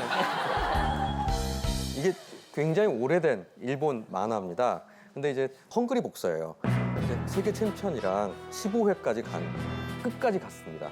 가서 15회 끝난 다음에 머리가 허옇게 새버리면서 이 자리에 죽어요. 비극적으로 끝나는 결말인데 이때 대사가 하얗게 불태워, 새하얗게 태워버렸어 나를. 그 단어 그건 들어보셨죠? 그 말은 나를 다 태워버렸다. 번아웃이라는 단어가 있습니다. 다 타버렸어. 자, 이 옆에 있는 이 사진은 모닥불입니다. 근데 이게 언제쯤일 것 같으세요? 모닥불 우리 MT 갔다고 치면 새벽녘 그렇죠. 처음에는 나무를 산같이 쌓아놓으면 석유 확 붙잖아요 우리가. 그게 우리 아마 스트레스 받는 것 같은 거예요. 스트레스 받으면 불이 더 나잖아요. 근데 우리 새벽쯤에 다 자러 갔고 내가 꼬시고 싶은 아가씨가 있어가지고 나가서 맥주 한잔 하자. 그래서 딱 해서 오빠 추워요 그러면 여기 불이 아, 오빠 불 좀 키울게. 하면 석유를 확 부어. 그럼 어떻게 되죠? 확 올라와. 올라오지 않고 태울 게 없으니 꺼져버리는 수가 있어요. 뭐 태울 게 있으면은 안 해봐서. 그쵸? 안 해보셔가지고 딱 다 같이 즐겁게 놀고 다 주무셨구나 다. 전 자던 쪽이라. 예, 그 전에 이미 취하셔가지고 다 주무셨나 봐요. 자, 이런 식으로 더 태울 게 없는 거예요. 태울 게 없는 상태가 될 땐 스트레스를 받는, 즉 석유를 뿌려도 효과가 없어. 그 이전 단계에 막 조바심을 내고요. 막 안절부절 못할 땐 괜찮아요. 그럼 그때 돌아오면 돼요. 그때까지는 그냥 상황적인 면이에요. 근데 이런 상태가 올 것 같은 느낌이 올 때가 번아웃 증후군, 번아웃 근처에라고 얘기하게 되면 우리가 뭘 하게 되냐? 에너지를 덜 쓰는 방향으로 옵니다. 나 하나 혼자 살기도 너무 힘드니까 에너지 기빨리는 걸 안 하려고 그래요. 그러면 혼밥. 친구랑 밥 먹는 것도 싫어. 맞아. 일하시면서 너무 지친 날은 예. 뭐 이렇게 친구가 전화해서 예. 밥 같이 먹자 해도 싫으시죠? 만사 귀찮지. 만사 귀찮아. 그냥 집에 와서 빨리 밥 먹고 아니면 혼자 들어가는 게 먹고 밥 먹고 딱 자버리는 게 제일 좋잖아요. 술도 어울려서 노는 것보다는 그냥 딱 한 잔. 예. 기분 좋게 어디 뭐 맞아. 바 이런 데나 맞아. 혼자서 그냥 집에서 편의점에서 하다못해 사가지고 맞아. 들어가는 게. 영화도 이 사람 옆에 앉아가지고 재밌나 눈치 보는 것도 싫어. 그냥 좋아하는 영화 있으면 혼자 쓱 가서 싹 보고 나오겠어. 돈도 안 들고 시간도 덜 써. 혼밥, 혼술, 혼영화 같이 내 에너지를 보존하는 게 1차가 돼요. 그러니까 조바심과 열심히의 세계 다음으로 가게 되면 문제가 생기는 거는 우리가 우리 사회에서 좀 이렇게 어울리는 게 중요한 나라에서 어울림이 사치스러워진다고 느끼게 되면서 굉장히 나를 반경을 좁히는 상황이 되는 게 지금 우리 한국의 현실입니다. 열심히 살다 보니까 아침에 충전을 충분히 하고 나온 핸드폰이 내가 한 오후 3시만 돼도 30%밖에 안 남았어요. 근데 근처에 어디 충전할 데도 없어. 보조 배터리도 안 들고 나왔어. 우리가 요즘 그런 마음이에요. 아슬아슬한 느낌. 그런 부분들이 열심히만 하면 되는 게 아니라는 거. 이게 첫 번째 얘기입니다. 두 번째입니다. 최선을 다하고 있습니까? Do your best, do my best. 저는 저 레지던트 할 때요. 교수님이 제가 자료를 준비해서 가져가면 학술 발표에 이게 최선이라고 생각하나? 좀 무섭더라고요. 그러니까 이게 최선입니다 했는데 잘못된 자료 정보가 들어가 있던데 틀렸으면 완전 망신이고 최선 아닌 것 같으면 다 더 해보겠습니다. 한번 더는 없는 걸 내가 알아요. 하지만 이게 최선이냐고 묻는 말에는 선뜻 네, 최선입니다라는 오만함 같이 느껴지는 거 있죠. 뭔가 더 있을 것 같은 느낌. 그런 부분들이 있다는 거죠. 그래서 내가 할 수 있는 한 최선을 다하고 싶은 마음 우리는 갖고 있습니다. 이런 사회상이 우리의 인사말에도 변하고 있습니다. 우리가 인사할 때 김상훈 씨 주로 어떤 말 많이 쓰죠? 뭐 밥 먹었냐? 밥은 먹었네. 네. 김한석 씨, 잘 지냈어? 잘 지냈어. 잘 잤어? 잘 잤어. 예. 화이팅. 화이팅. 예, 좋습니다. 우리 앞에 분 혹시 잘 지냈냐? 좀 기본적인 말 보면 첫 번째 안녕하세요. 안녕하세요라고 물어보죠. 첫 번째, 두 번째 우리 밥은 먹었어? 식사하셨어요? 근데 최근에 제가 제일 많이 듣는 인사말은 바쁘시죠예요. 맞아. 아마 제일 많이 들으시죠. 네. 바쁘신데 와주셔서 감사합니다. 바쁘신데 어떻게 자리를 내주셔서 고맙네요. 시간 내줘서 고맙습니다. 이런 식의 얘기들을 합니다. 그럴 때 정말 저 바빠요. 이렇게 얘기하면 되게 재수 없는 사람이 되는 거고요. 뭐 그냥 감사합니다. 시간 내야죠. 뭐 이런 식으로 얘기를 하는데 어느 순간부터 우리는 바쁨을 통해서 내 존재를 확인하게 됩니다. 열심히 최선을 다해서 지내고 있는 나는 바빠야 돼요. 그래서 바쁘면 난 사회에서 영양가가 있는 사람입니다. 어번 딕셔너리라는 게 있는데 그 영어에서 일종의 문화적으로 이렇게 써요라고 하는 사전입니다. 도시 사전 같은. 이 바쁘다의 정의를 이렇게 하고 있습니다. 중요해 보이려고 하는 것, 그리고 그것에 대해 부끄러워하지 않는 것. 그러니까 즉 비지, 바쁜 사람 중요한 사람이야. 내가 중요한 사람이기 때문에 바쁜 거야 이게. 나는 이 사회에서 1인분을 하고 있어요. 그래서 바빠야 돼. 바쁜 사람과 어느 순간부터 바쁜 소수와 안 바쁜, 바쁘고 싶지만 못 바쁜 다수가 존재하는. 그러니까 나도 일하고 싶어요. 나도 세상에서 1인분이 되고 싶어요. 하지만 거기 들어갈 수가 없어요. 근데 한번 바쁘기 시작한 사람은 한없이 바빠요. 회사에서도 이럽니다. 고가 A를 받은 사람한테는 20% 더 하라고 그래요. 근데 이러다 죽을 것 같은데 더 바빠지라고 그래요. 근데 그 안 되면 바로 바뀌어버리니까 나도 알아. 리플레이스 되는 거를. 그런 방향들 때문에 우리는 뭔가 더 바빠야만 된다는 생각을 하고 그러기 위해서 난 더 최선을 다해야 돼요. 자, 완벽한 결과. 가능한 완벽하고 싶잖아요, 우리가. 저도 오늘 완벽한 한치의 틈도 없는 강의를 하고 싶은 마음이 1g은 있습니다. 하지만 이게 끝날 때쯤 아시겠지만 그건 불가능하다고 제가 알아요. 그래서 지금 그렇게 적당히 하는 건 아닙니다. 하지만 열심히 최선을 다해서 노력을 하고 있어요. 너무 아이러니컬하죠? 자, 완벽한 결과를 얻고 싶다. 자, 김한석 씨, 저 차 샀는데 뽑은 다음 날 네. CCTV도 없는 죽어버리고 싶게 막 미치죠 막. 죽여도 아니고 죽어 내가 예, 죽여 예, 예. 싫죠. 그리고 아무리 흠집 없이 바꿔준다고 고친다고 해도 이 잔상이 남았습니다. 내 눈엔 보여요. 남들은 맞아요. 남들 내 눈에 눈엔 안 보이는데 내 눈엔 보여 이게. 근데 그리고 또 한 2년 3년 타다 보면 문콕도 좀 있을 수 있고요. 그런 부분들 생기죠. 예. 근데 그것 자체가 궁극적인 흠집이라고 생각하게 돼요 우리는. 그러니까 자, 이 얘기는 뭐냐면 우리는 완벽을 원합니다. 근데 그러려면 어떻게 해야 되죠? 저 그냥 씌워놓고 안 타야 돼요. 그러네요. 그럼 혼자서 딱 가만히 앉아가지고 이거 내 차야 이래야 돼요. 그 기타노 다케시라는 일본의 코미디언이자 유명한 감독이 포르쉐를 처음 샀을 때 재밌는 얘기가 있습니다. 포르쉐를 탔는데 자기가 포르쉐를 타고 가면 남들이 보는 걸 자기 못 본대. 자기 친구 보고 포르쉐를 타고 가락으로 자기 뒤에 타고 택시를 타고 가면서 택시 기사 이게 내 차요 그랬대요. 그만큼 사람들한테는 어떻게 보면 그런 내가 완벽하고 대단한 걸 갖고 있다는 자랑하고 싶은 마음이 있어요. 근데 어쩔 수 없이 생기는 사건 사고들이 있습니다. 근데 문제는 이런다고 차가 갑자기 아주 좋은 정말 포르쉐 같은 차 내지는 벤츠 같은 아주 고급 차가 갑자기 굉장히 작은 차가 되거나 이런 게 아니죠. 그리고 엔진이 쓴 게 아니죠. 근데 우리 마음엔 이런 작은 흠집이 이 차의 필요성 자체를 없애버렸다고 생각을 할 때가 있어요. 우리가 생각하는 내 경력, 내가 일해온 쭉 일종의 커리어라고 얘기하는 경력의 하나하나 오점이 생겼습니다. 학생 중에 저는 올 A뿔 받아야 되는데 이거 B 나오면 안 돼요. 선생님 꼭 A 받아야 돼. 재수강할 거예요. 이런 친구들. 그러니까 즉 실패를 견디는 능력이 너무 떨어지는 거고요. 가끔 저기 그런 거 보시죠. 여성지 이렇게 보면 인터뷰 기사 보면 대단한 분들 나오시죠. 그 인테리어도 되게 잘해놓고 그다음에 회사에서 CEO도 하시고 애기도 다 애들 너무 잘 커가지고 대학도 너무 막 학교 너무 잘 다니고 좀 황당하지 않습니까? 신경질 나. 많은 여성들이 특히 그런 얘기들 많이 해요. 슈퍼우먼 컴플렉스라고. 일도 잘해, 애도 잘 키워, 집안 관리도 잘해, 요리도 잘해, 인테리어도 패션 감각도 있어. 아 그래? 전 그렇게 말씀드려요. 그래서 뉴스에 나오는 거라고. 아무나 하는 게 아니라 흔치 않은 일이라서 뉴스에 나오는 거에 우리 신경 끄고 살자고 하는데 나도 그래야 될 것 같은. 그래서 그런 하나가 안 되는 부분들에 대해서 나 자신이 못난 사람이라고 느낄, 즉 자기에 대한 손상이라는 것들이 생길 가능성이 많습니다. 뉴욕 콜럼비아 대학 경영학과 쉬나 아이엔가라는 교수가 한 연구가 있습니다. 뇌 손상을 입은 아이의 생명 유지 치료를 할지 여부를 보기 위해서 미국에서는 부모가 결정해요. 근데 프랑스는 의사가 전문가로 결정하게 돼 있습니다. 그래서 반대 명분이 있을 때만 거부할 수 있고요. 그러니까 의사 말을 따르라는 거죠.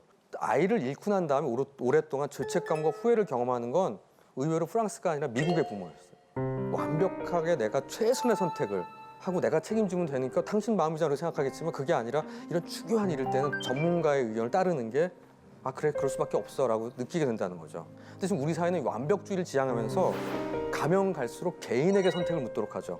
매번 내가 혼자 결정해야 되고 선택해야 된다는 것. 그리고 그게 매번 흠집 하나 없이 완벽한 결과를 얻길 바란다는 마음은 훨씬 나를 불안하게 만들고 매번 뭐 하나 할 때마다 무서워요. 열심히 최선을 다했는데도 불구하고 마음이 가난해져요. 여유가 없어지고요. 빡빡해지고요. 우울해져요. 그러니까 뭔가 빡빡하게 느껴서 누가 건드리기만 하면 터질 것 같고요. 나 죽여버릴 거야 이런 느낌. 그래서 화가 항상 나 있고 예민해져 있어서 식당에서 제일 흔히 하는 거 이런 거죠. 나보다 늦게 온 사람 밥 먼저 나오는 거. 너무해요 진짜. 예, 배고파 죽겠는데 너무하잖아요 그거. 그러니까 어떻게 보면 내가 배가 좀 덜 고플 때는 아 그래요 뭐 이렇게 넘어갈 수도 있는데 그런 일이 벌어지면 갑자기 정말 별거 아닌 거 화를 내. 그러고 나면 더 죄책감이 생겨. 아 내가 사회생활 몇 년인데 벌써 내가 이 마인드 컨트롤 하나 안 돼? 그다음에 전 같으면 아, 먼저 좀 배려하고 도와줄 텐데 그냥 내가 일단 중요해. 그래서 내가 먼저 살아야 돼. 내 친구가 안 보여. 이런 일들이 생기게 되는 일이 우리 사회 전반에 퍼지게 되는 일이 벌어지고 그런 일로 생기는 게 묻지마 폭력. 지하철에서 퉁 부딪혔다고 막 싸우고 이런 일들이 뻑하면 나오잖아요. 요새는 원한에 의한 폭력보다는 그런 게 더 많아졌다고 하는 일이 벌어집니다. 그래서 이로 인해서 생기게 되는 가장 흔한 문제는 짜증과 불안입니다. 허연한 생각할 때 짜증이라는 게 뭐 같아요? 지금 저의 상태가 그쵸. 저걸 다 가지고 있는 것 같아요. 저 들으면서 나 이렇게 심각한가라는 생각이 좀 들어요. 아 심각한가라는 생각이 그냥- 좀 불쑥 짜증이. 맞아요. 그냥 아무것도 안 했다가 가만히 있다가 짜증날 소리가 좀 저도 생기거든요. 김한석 씨가 짜증이라는 게 뭘까요? 예? 짜증, 불만. 불만. 예. 예. 그래서 한편으로는 또 한 명 질문하고 넘어갈 수는 또 옆에 시키니까 짜증 나는 거. 솔직히 되게 네. 순간 짜증 났어요. 네, 순간 짜증 나는. 나 이쪽만 보고 있는데 갑자기 네. 나한테 좀 짜증 한 났어요. 명 질문하고 보통 넘어갔는데 네. 두 번째 또 물어보니까. 교수님이 야 예리하신데요. 그렇죠. 바로 짜증이라는 거는 그 전까지는 이 사람이 짜증난 줄 몰랐는데 건드리니까 알게 되는 거예요. 그러니까 짜증은 내가 짜증을 내기 전까지 아무도 몰라요. 내가 짜증난 줄. 그러니까 나라는 사람 차 올라와서 전 같으면 누가 툭 건드리고 넘어가면 하지 마 이랬을 텐데 툭 건드 이러는 거 있죠. 너 왜 건드려 이러는 거. 물이 50도에서 10도 올라갈 때는 안 끓죠. 근데 90도일 때 10도 올라가면 확 끓죠. 바로 짜증은 90도에 있는 거야 내가. 끓을까 말까 끓을까 말까. 근데 그때 50도짜리 일이 벌어진 게 아니라 겨우 10도짜리야. 툭 건드리는 거. 아니면 누가 뭐 경적을 삑 하고 올리는 거. 이럴 때 왁 하면 사람이 돌변하는 거. 이럴 때 짜증이 나는 겁니다. 두 번째, 항상 불안해져요. 자, 불안이라는 건요. 안 입을 자에 안전할 안자입니다. 내가 안전하지 않다고 느끼는 거예요. 그러니까 나를 보호하기 위해서 보호막을 쳐야 되겠다. 아니면 내가 전쟁 상황일 수도 있으니까 준비해야 되겠다라고 생각하는 그런 상태, 전투 태세가 되는, 그게 불안해지는 겁니다. 그러니까 나를 뭔가 약간 엔진을 켜놔야 되는, 그래서 바스락한 소리마다 금방 막 예민해지게 반응하고 과잉 반응을 하고 민감해지는 상황이 벌어져서 작은 일이 벌어져도 금방 막 예민하게 받아들이고 반응하는 이런 일들이 생기게 되는 겁니다. 또 그러면서 불안해지면 어떤 일이 벌어지냐면 내 내부에서 벌어진 일들에 대해서 되게 예민해져요. 심장이 벌렁벌렁벌렁 뛰는 거, 배가 꾸룩꾸룩한 거, 약간 입이 바짝 타는 거, 이런 것들을 다 되게 큰 무서운 병이 생겼다고 생각해요. 왜냐하면 전보다 크게 느끼니까. 저는 심장 뛰는 걸 안 느꼈는데 갑자기 심장 뛰기 느껴져요. 그럼 심장이 뛸 만한 일이 벌어졌다 생각해요, 여기서는. 그러니까 위험한가 보다 라고 생각하는 악순환에 빠지는 일이 생기게 됩니다. 그런 면에서 저는 짜증이 난다 라고 얘기하면 역시 나는 안 돼. 나 요거밖에 안 되는 사람이구나 라고 생각하기보다 짜증이 난다. 내 몸이 나한테 보낸 신호예요. 너 오늘 여기까지야. 차 올라왔어. 올라왔으니까 이제부터는 좀 쉬어야 돼. 괜히 더 무리하다가는 화내게 돼. 짜증이 겉으로 드러나게 돼.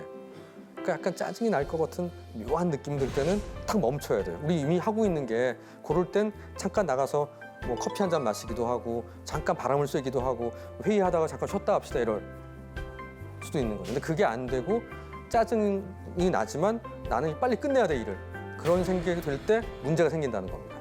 자, 지금부터는 그래서 이 짜증과 불안, 이게 사실 더 피곤하게 만드는 이 상황을 어떻게 하면 우리 사회에서 여러분들이 해결할까에 대한 솔루션들을 하나씩 말씀드리도록 하겠습니다. 뇌와 심장 사이의 연결을 끊어라. 우리 뇌와 심장이 서로 직렬 연결이 돼 있어요. 그래서 심장이 벌렁벌렁벌렁 갑자기 뛰잖아요. 그럼 뇌는 80에서 110으로 뛰었네? 그럴 만한 일이 있나 보다. 그래서 쫙 스캔을 합니다. 위험한 거 있나? 정말 위험하네? 그럼 정말 더 뛰게 해. 거꾸로 인간만이 유일하게 미리 겁을 먹거든요. 사자나 토끼는 자면 무서운 거 없어. 불안하지가 않아요, 애들은. 근데 인간은 불안이라는 것은 앞날을 미리 예견하는 거기 때문에 그건 덕분에 우리가 에어컨도 있고 창문도 있고 집도 만든 거거든요. 앞날을 대비하려고. 그래서 상상을 하는 것만 우리 소름 끼칠 때 있죠. 그때 나 진짜 싫었어 이러면서 몸에서 반응을 하는 거예요. 그러니까 상상하는 것만으로도 우리 몸은 뛰기 시작해요.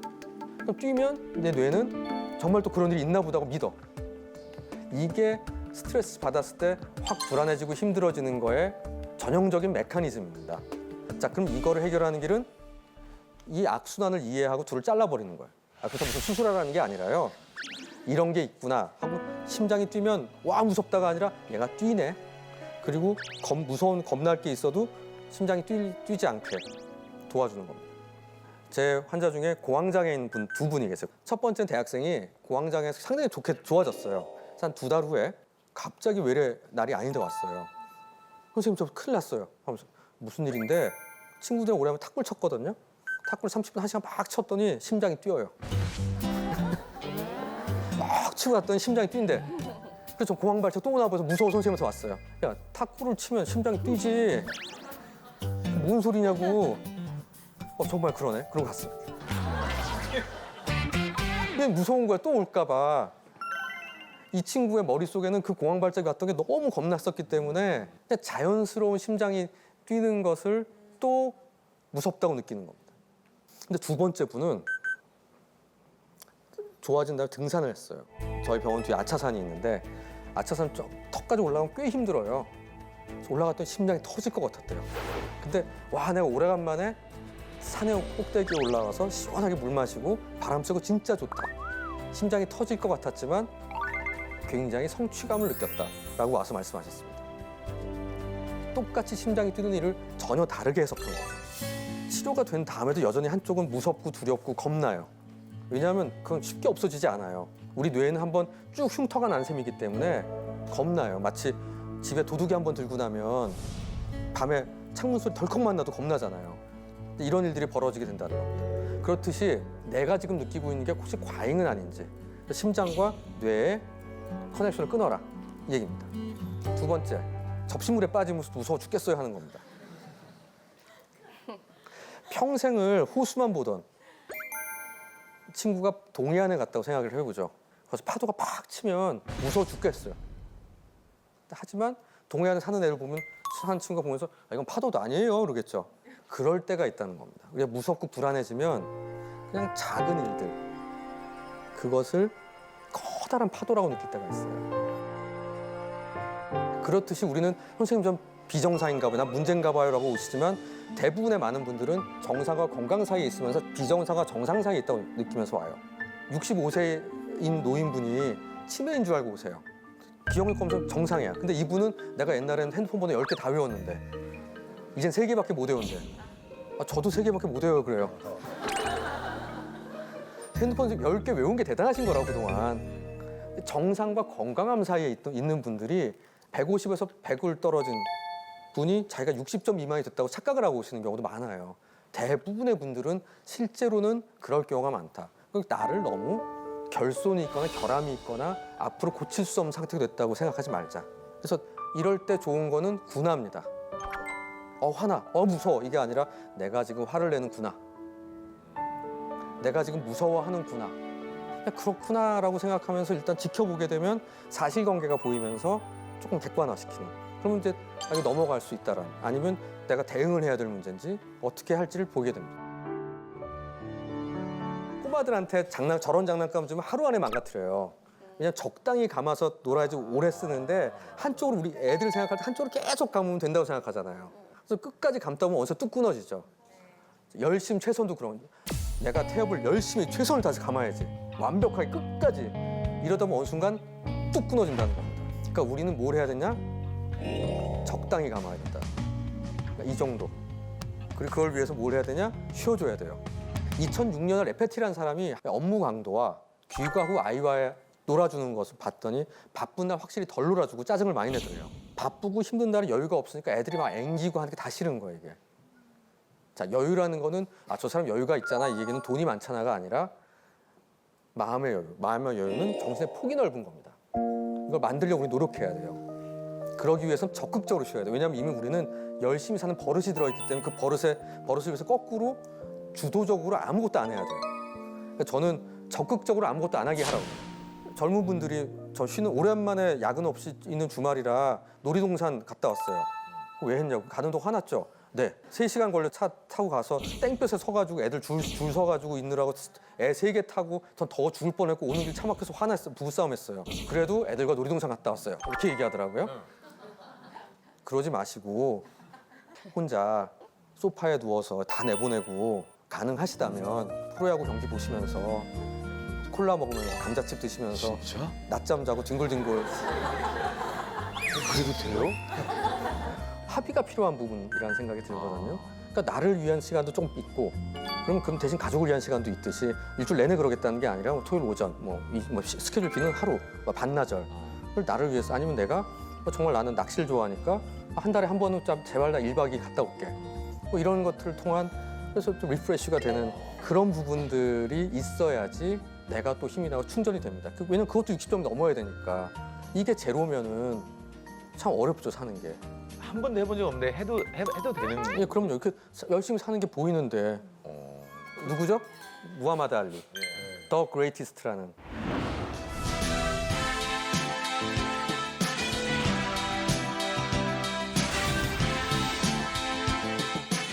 무하마드 알리가 조 프레이저한테 진 적이 있습니다.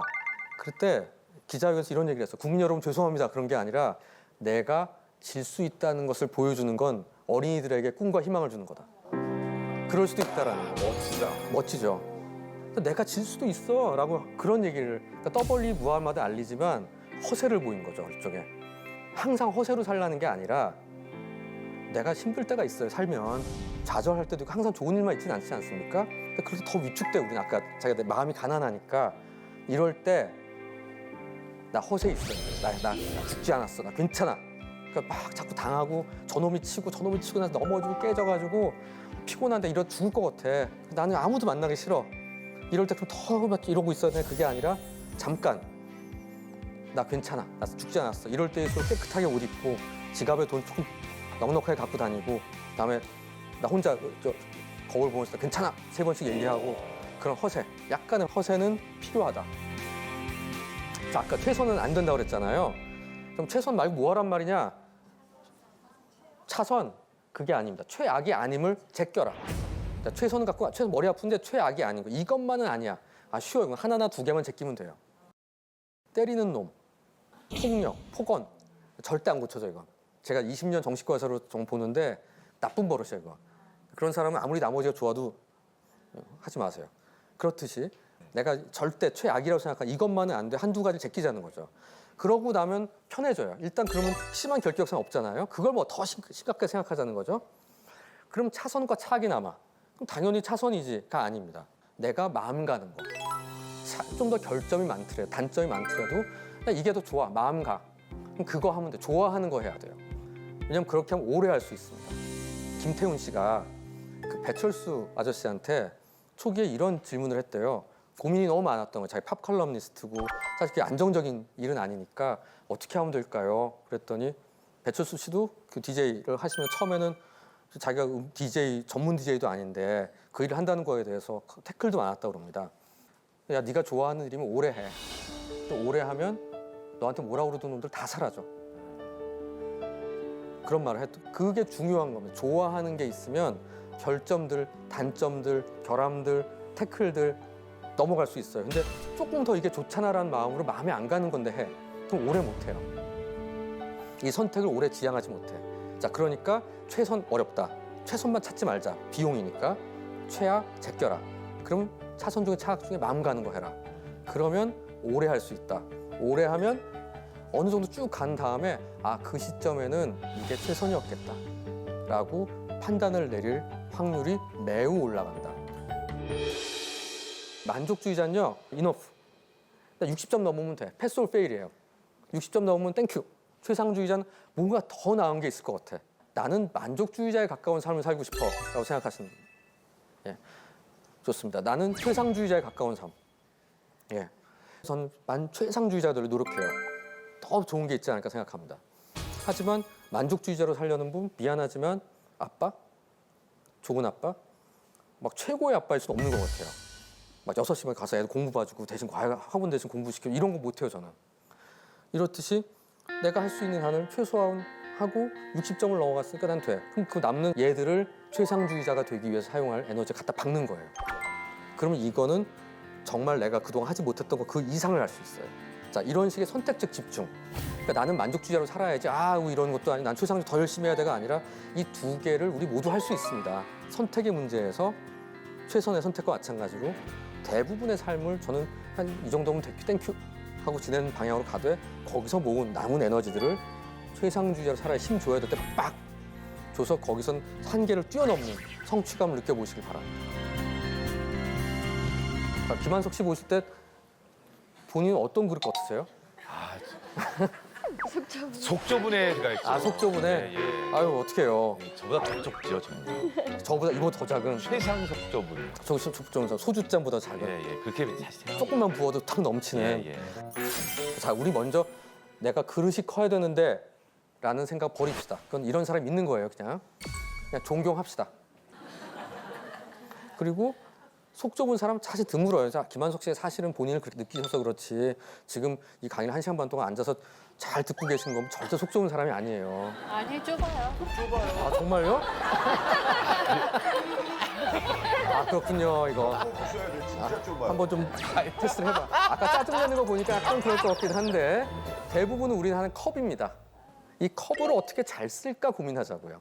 이 컵에 물이 아까 넘치는 거 같이 끓던지 넘쳐.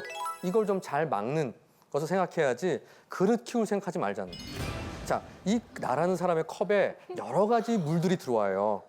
보통 우리가 업무, 일 때문에 바쁘지가 있지만 공적인 나, 지금 제가 강의하는 거 같이 교수로서의 나 있겠죠?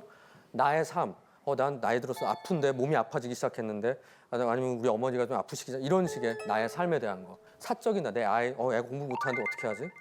뭐 이런 류의 생각들, 이런 것들이 꼭지를 구별해서 여러분 생각해 보자고요. 자꾸 일에 대한 것만 생각하지 마시고, 아니 학생일 때 공부만 생각하지 마시고 이런 4개의 꼭지들이 있습니다. 근데 하나씩 꼭지가 갑자기 확 올라올 때가 있는데 이때는 다 견뎌내요, 우리는. 근데 2개가 켜질 때가 있어요. 갑자기 하나 콸콸 할 때는 저 드물고요. 두 개가 갑자기 있을 때 물이 넘칩니다. 예를 들면 회사에서 마감이 있어서 일이 많아졌는데 어머니 갑자기 입원하셨어요. 이런 일 같이 있을 수 있는 두 가지 일이죠. 아니면 친구랑 좀 다툼이 있는데 윗집에 파이프가 터져가지고 아랫집 우리 물바다가 됐어. 뭐 이런 일들이 있을 수 있겠죠. 자, 이런 일들이 있을 수 있다라는 거. 또 하나는 어떻게 하면 넘치냐. 아이스 아메리카노를 먹으면 얼음 넣으면 물 조금만 넣어도 금방 넘치죠. 얼음 같은 게 있을 때가 있어. 자, 그게 뭐냐? 일시적인 괴로움이에요. 근심거림. 예를 들면 집주인이 갑자기 난데없이 전화해가지고 2달 안에 1억 올려주세요. 뭐 그런 거 있잖아요. 어떻게든 해결할 문제인데 이거랑 좀 다른 거죠. 갑자기 콸콸한다기보단 그냥 그 근심거리가 하나 생기니까 물이 또 넘치는. 근데 컵을 늘린다고 해결은 안 된다고 그랬잖아요. 자, 이런 것 안에서 넘치지 않게 어떻게 하면 좋을까? 그건 제일 먼저 조이는 건 나의 사적인 나부터. 내가 어디 총무야, 친구들 모임에. 그것부터 안 하는 거예요, 과감하게. 그러기 위해서 뭐가 필요하냐? 미움받을 용기. 그동안 내가 해온 게 있으니까 저것들이 날 죽이지 못할 거라는 생각 갖고 과감하게 이거 못하겠어요라고 얘기를 해야 되는데 어떤 사람일수록 못할까요? 착한 사람. 그러니까 미움받을 용기가 가져야 돼요. 나 싫어, 못해. 그런 걸 가지고 과감히 틀어 잠그면 나머지 애들이 조금 잠잠해질 때 다시 틀면 돼요. 관계는 쉽사리 끊어지지 않아요. 근데 그게 한 번 안 갔다고 끊어지면 그 관계는 안 하는 게 나아요. 무엇보다 그 3과 1의 그 다음으로 중요한 건 밸런싱입니다. 밸런싱을 가지고 우리가 살아가야 될 필요가 있습니다. 그러니까 우리도 어느 순간에 양쪽을 다 잘하려고 하다 보면 힘든 시기들이 와요. 근데 그럴 때 한번 생각해 봐야 되는 건 밸런싱인데 그 밸런싱을 통해서 우리가 뭔가 변화를 원합니다. 근데 이 변화는 뭘 하나 안 하는 것일 수도 하는 것일 수도 있는데 그 변화는 얼마큼 하냐. 보통 한 달 하다 멈출 때가 되게 많죠. 피트니스 가가지고 한 달 하고 아이 사람 빠져. 과연 안 돼. 그래서 누가 습관을 만드는 석 달의 법칙이라는 연구가 있습니다. 그러니까 습관이 만들어지는 게 뭐냐면 저항 없이 그 행동을 하게 되는 거예요. 전에는 할까 말까 했는데 이제 기분이 아무 생각 없이 해. 예를 들면 지하철 한 정거장 앞에 내리기. 아니면 6시 반에 영어 듣고 출근하기. 그것을 하는 걸 보니까 평균 66일, 그러니까 2달 반 정도 걸리면 2달 조금 넘게 하면 중간값이 나오는데 얼추 한 석 달 정도라고 전 말씀드려요. 석 달이면 대부분의 사람이 달성을 합니다. 자, 그렇기 때문에 뭘 하기 시작하면 석 달 하세요. 제가 긴 시간 동안 말씀드린 거 여러 가지 테크닉들이 있는데 그것을 그냥 한 달 해보고 안 돼 하지 마시고 석 달만 하시면 하나씩 내 거가 돼요. 이런 식으로 엄청난 큰일이 벌어지는 게 아니라 하루를 쌓아서 날 만드는 겁니다. 보통 뉴스에 그런 거 나오죠. 로또 당첨돼서 수십억 번 사람이 1년 있다가 어떻게 되나. 되게 우리 잘 살았어 이런 뉴스가 안 나오죠. 다 뭐 잘 안 됐다, 불행하더라. 실제로 연구를 해봐도 한 번 커다란 행복이 오는 것보다 매일 작은 게 자잘하게 쌓이는 게 그 사람 건강에 훨씬 도움이 된다라는 말씀을 하듯이 오늘 아마 오늘 여기 오셔서 저랑 같은 시간 보낸 게 오늘의 행복이실 수 있을 것 같을까요? 그럴까? 알 수 없죠. 이때 가져야 될 마음가짐 마지막으로 몇 가지 말씀드리고 싶습니다. 첫 번째, 여러분은요 생각보다 강해요. 뭔가 트라우마를 받았어요. 이런 얘기 많이 하잖아요. 내 인생. 근데 트라우마가 있을 수 있는데 30세 이후에 받은 인생의 어떤 트라우마라고 얘기할 만한 정신적 외상으로 그 사람 성격 전체가 변하거나 인생이 망가지는 극히 드뭅니다. 아주 꼬마들은 문제가 되겠지만 여러분들은 생각보다 강해요. 대부분의 경우는 나란 자동차에 범퍼가 나가거나 팬더가 나가는 약간 구부러지는 정도지 폐차할 정도의 일은 참 일어나지 않습니다. 우리는 생각보다 강하다. 나는 의외로 강하다. 두 번째, 완벽에 대한 포기를 좀 하자. 그러니까 마음의 건강함과 정상성은 완벽해지려고 최대한 노력을 해요가 아니라 완벽할 필요가 없다는 것을 인정하는 데서 시작된다고. 저는 우리 완벽할 필요가 없어요. 그렇기 때문에 완벽을 포기하면 훨씬 편해지고 내가 완벽을 포기하니까 저 사람이 완벽하지 않은 것도 인정할 수가 있어요. 근데 내가 완벽하려고 그러면 저 사람 완벽하지 않은 사람은 인간도 아니야. 그러니까 얘가 무슨 말을 해도 듣고 싶지도 않아. 근데 나도 완벽하지 않고 저 사람도 약간 다 결함이 있어요. 조금씩. 그러니까 이 사람 말도 들을 만한 게 있고 그러니까 함께 좀 하고 싶은 마음이 있고 스트레스 받으면 일단 우리 같이 좀 해볼까? 이런 공감, 연대 이런 것들이 가능합니다. 그리고 인생은요 불완전해요. 저한테 면담 상담하러 오신 분들이 많은 분이 하는 말이 선생님 저 같은 사람 처음이죠예요. 그러니까 나같이 이상한 너무나 괴롭게 지낸 사람은 처음이죠라는 얘기 듣고 하시고 제가 인정하길 바라요. 그러니까 우리는 비극의 주인공이고 싶을 때가 많아요. 그 누구도 경험해보지 못한 비극의 주인공이에요. 근데 그게 아니라 있을 수 있는 불행이 일어날 수 있습니다, 우리에게. 근데 그걸 우리가 안고 살아가는 거고 그걸 지울 수도 없어요. 그래서 그걸 인정하는 걸 통해 우리 여유가 생겨요. 저는 아무리 내가 안전하게 몰아도 중앙선 넘어오는 차에 갖다 받치면 할 수 없다. 근데 크게 안 다치고 차만 망가졌으면 정말 다행이지. 이런 생각을 할 때도 있는 거죠. 그러니까 내가 부주의해서 내가 더 잘할 걸, 그건 상관없는 거죠. 그럼 내가 밖을 안 나가야 되는 거죠. 인생이라는 건 완벽할 수 없고 완전할 수 없는 불완전성을 이해할 때 우리의 인생의 내공은 점점 더 강해진다라는 생각을 하면서 제 강의는 여기서 마치도록 하겠습니다. 이건 좀 특별한 사안이긴 한데 어떤 친구가 있었는데 이 친구가 절친이 이렇게 많지는 않았나 봐. 한 절친이 있었어요. 절친한테 전화를 겁니다. 전화를 거는데 걔 이름이 수진이야. 수진이가 지금 전화 받을 수 있을까? 뭐 일요일 4시면 얘가 알바한다고 그랬나? 아니 알바 이제 끝났다고 그러지 않았나? 아니 한다고 그랬지. 시험 끝나면 그만둔다고 그랬나? 지금 전화 오기 전입니다 지금. 지금 전화 걸어볼까 말까를 굉장히 오랫동안 고민합니다. 그 전화를 합니다. 수진아 전화 받기 괜찮아? 괜찮아 빨리 얘기해. 안 괜찮구나. 아니 빨리 얘기해. 그럼 다음에 할까? 아니 빨리 얘기해. 미안해. 답답해. 이 정도면 두 줄인가요, 석 줄인가요? 세 줄이겠죠. 이건 확실히 석 줄인지를 알겠죠. 석줄이야. 그래서 어떤 면에서 이게 엄청나게 다른 사람을 배려하는 거예요. 그죠? 전화 걸면 되잖아, 수진이한테. 너 바빠? 야, 나도 할 얘기가 있어서 그래. 좀 듣고 너도 빨리빨리 좀 얘기 좀 해줘. 빨리 얘기를 하면 되는데 지나치게 배려하잖아요. 엄청나게 착한 친구로 살잖아요. 엄청나게 착한 아들로 살잖아요. 엄청나게 착한 딸로 살잖아요. 우리가 왜 이러는 거죠? 여기 포인트는 석줄의 포인트는 딱 한 가지예요. 아까 얘기한 대로 경계가 없다 보니까 내가 없는 거예요. 내 주장을 못 하는 거예요. 나 이런 거 원해. 이런 얘기를 못 하는 겁니다. 우리가 이런 얘기 한번 들어보신 적 있죠? 착한 아이 컴플렉스. 상담에 찾아온 내담자 한 명을 얘기해 볼게요. 이 친구는 간호대생이었어요. 그래서 열심히 간호대생으로 생활하는 친구인데 실습이라는 게 있나 봐요. 한 3, 4년 되면. 실습하면 이제 밤늦게 끝나나 봐. 그래갖고 그날은 점심도 못 먹고 저녁도 못 먹었어요. 이 친구가 절친이랑 자취를 합니다. 근데 밤늦게 한 10시가 돼서 집에 돌아가는데 2끼를 굶으니까 죽을 것 같아. 너무 배고파요. 그래갖고 뭘 사 먹어야 되겠는데 다 문을 닫은 거예요. 이게 지나가다가 보니까 자취방 바로 앞에 포장마차에서 막 떠리를 파는데 딱 1인분 조각금 떡볶이가 남은 거예요. 그래서 떡볶이 1인분을 샀습니다. 집에 가서 먹어야지. 헐레벌떡 집으로 돌아갔습니다. 한 10시 넘어서 들어가는데 이 친구가 항상 9시면 자는 친구야. 그날은 어떻게 했을까요? 안 자고 있어. 얘가 또 안 자고 있네.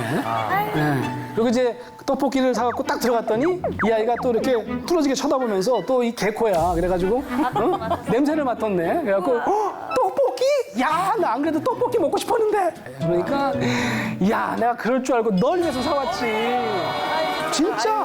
그럼. 봐봐, 1인분밖에 안 남았잖아. 나는 먹고 들어왔지. 진짜야?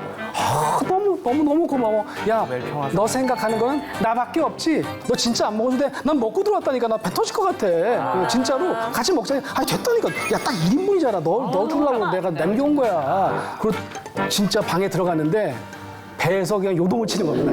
꼬르륵꼬르륵하고. 그러니까 갑자기 눈물이 펑 터진 거예요. 말을 못하는구나. 한참을 울었습니다. 이거 뭐지? 그래서 이 친구가 상담에 찾아온 거예요. 내가 관계 안에 내 자리가 없구나. 경계가 없구나 하는 걸 이 친구는 알아차린 거죠. 대단한 친구. 이 친구가 어떤 친구인지 그래서 상담을 해보니까 막내로 자랐어. 막내야. 엄마 아버지가 굉장히 나이가 좀 있으셔가지고 신경을 잘 못 써주시는 거죠. 그래서 이 친구 어떻게 할까요? 내가 다 알아서 할게요. 걱정하지 마세요. 라고 해서 공부도 열심히 하고요. 언니, 오빠들은 다 장성했는데 나 때문에 또 대학 학비도 걱정하실까 봐 이 친구가 의과 대학을 갈 수 있는 성적이 나왔는데도 저 간호대 갈게요. 간호대가 내 적성에 맞아요. 라고 해서 전액 장학금을 받고 간호대에 간 친구예요. 이해되시죠?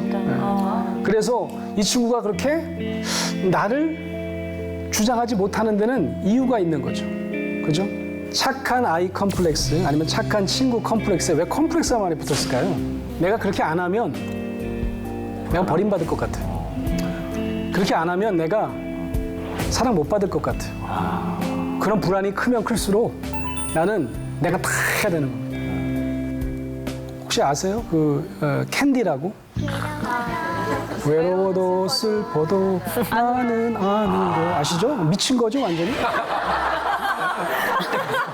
외로워도 슬픈데 왜 아는 게 아니죠. 못 운 거죠. 울 대상을 못 만난 거죠. 테리우스가 잘 해줬나 모르겠어 나중에. 그래서 뭐 캔디가 나중에 중년에 상담 많이 받았다는 얘기가 있어요. 그냥 우울증이 와가지고. 여러분 혹시 그런 경우는 없으세요? 내가 착한 아이로 사는 것 같다. 착한 친구로 사는 것 같다. 제가 좀 예능을 하면서 밝은 이미지로 이렇게 있다 보니까 제 감정을 이렇게 온전히 표현할 수가 없는 거예요. 그래서 이제 뭐 스태프분들도 그렇고 이렇게 만나는 사람마다 저 성격이 좋은 것 같아. 이 말을 처음에는 그냥 무심코 들었는데 자꾸 듣다 보니까 나는 성격이 좋은 사람이 되어야 되는구나. 그걸 잃고 싶지 않은 거죠. 또 그런 칭찬을. 네, 그러니까 다른 사람한테 제 성격 이상하대라는 말을 듣고 싶지가 않은 거예요. 그래서 사람이 있는 데서는 가능한 뭐 내 느낌이 어떻던 감정이 어떻던 좀 더 많이 웃으려고 했던 것 같고 거절을 잘 못하고. 저는 대학 다닐 때 수업 시간에 늘 잠만 자는 친구가 있었거든요. 근데 시험 기간만 되면 별로 친하지도 않는데 친한 척 다가와서 필기 노트랑 과제를 빌려달라고 하는 거예요. 근데 머리로는 빌려주지 말아야겠다고 생각을 하면서도 모모님이 이렇게 주고 있더라고요. 왜 주는 걸까요? 그러니까 이 못된 거사 너는 네가 안 하고 왜 나한테 달라고 그래? 이걸 좀 본 거 아니야? 받았으면 억울하지도 않는데 그냥 뭔가 관계 속에서 싫은 모습을 보여주고 싶지 않다 이런 생각이 들어요. 다른 친구에게 좋은 친구로 내가 기억됐으면 좋겠다라고 하는 바람이 있는 거죠. 그러니까 우리가 가끔 부모님부터 우리가 시작이 되는 것 같아요. 공부를 잘하면 참 좋은데 우리가 공부를 잘 못하면 우리가 뭐든지 하여튼 엄마 아빠의 인정을 받고자 하는 뭔가를 찾아내야 되는데 가장 쉬운 게 하나 있어요. 그게 뭐냐면 착하면 돼. 근데 대한민국 모든 딸이 다 착한가요? 아니죠. 다 그런 건 아니에요, 그죠? 뭐 가정마다 좀 차이가 있긴 하지만 요 집안을 한번 살펴보자고요. 큰 딸을 먼저 볼까요? 이름은 성보라예요. 이 친구의 특징이 하나 있습니다. 이 골목 최강 미친년이라고 돼 있네. 굉장히 성격이 와일드한데 아무도 뭐라고 안 그래요. 서울대니. 왜 그럴까요? 공부를 잘해서 공부를 잘해. S대 다녀요. 모든 게 용서가 됩니다. 자, 둘째 딸은 어떨까요? 성덕선입니다. 사실 이보다 훨씬 이쁜데, 그죠? 특공대, 특별히 공부 못하는 대가리. 언니는 공부를 굉장히 잘해. 내가 더 이쁜 것 같긴 한데 난 공부를 못해. 거의 바닥이에요. 막내를 보니까 막내도 상태가 그렇게 속 좋은 것 같진 않아요. 근데 얘는 아들이야. 그 얘는 거저먹어. 그럼 난 어떻게 해야 될까요? 난 착해야 됩니다. 난 양보해야 됩니다. 배려해야 됩니다. 안 그러면 엄마 아빠의 사랑을 잃을지도 몰라요. 착한 친구 컴플렉스 혹은 착한 아이 컴플렉스를 우리가 갖고 있는지 한번 여기 계신 분들 다 한번 체크를 한번 해볼까요, 우리? 제가 하나씩 여쭤볼게요. 이 괄호에다 자기 이름을 한번 넣어보세요. 권수영은 참 착해요. 권수영은 잘 못 참는 성격이지요. 뭐가 더 어울리는지 한번 자기 이름을 넣어보라 그런 얘기죠.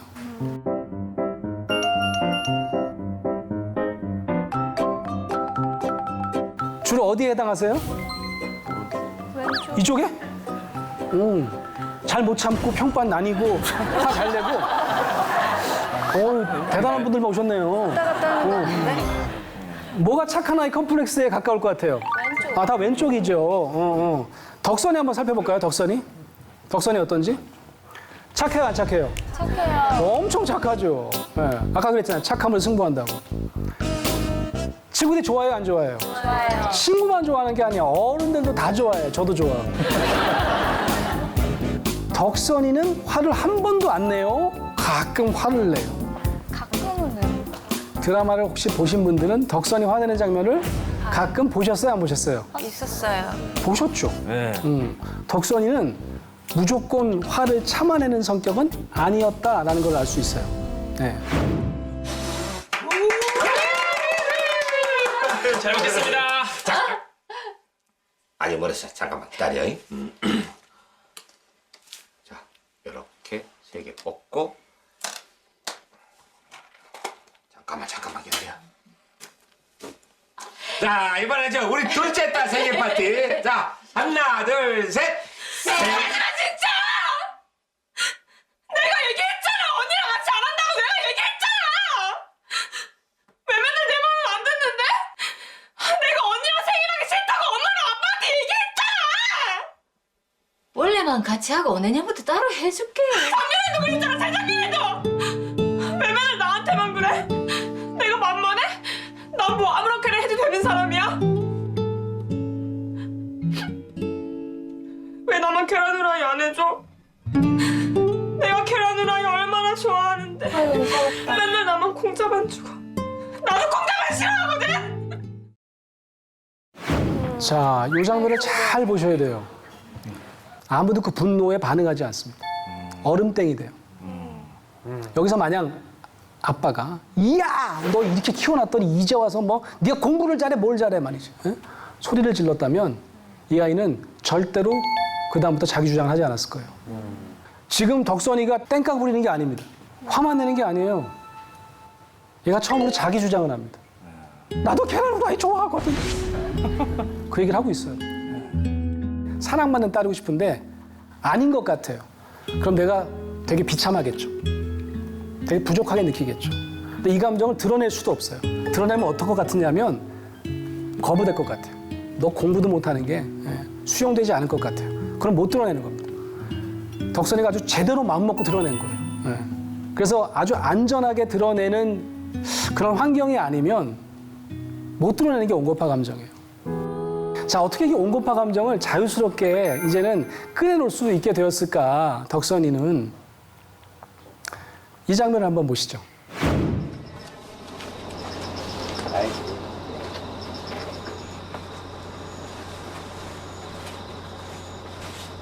짜잔!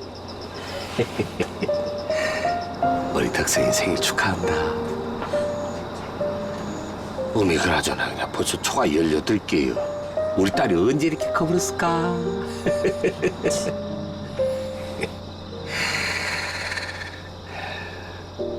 아빠 엄마가 미안하다. 잘 몰라서 그래. 이 아빠도 태어날 때부터 아빠가 아니잖니. 아빠도 아빠가 처음이기. 그렇게 우리 딸의 조카 봐줘.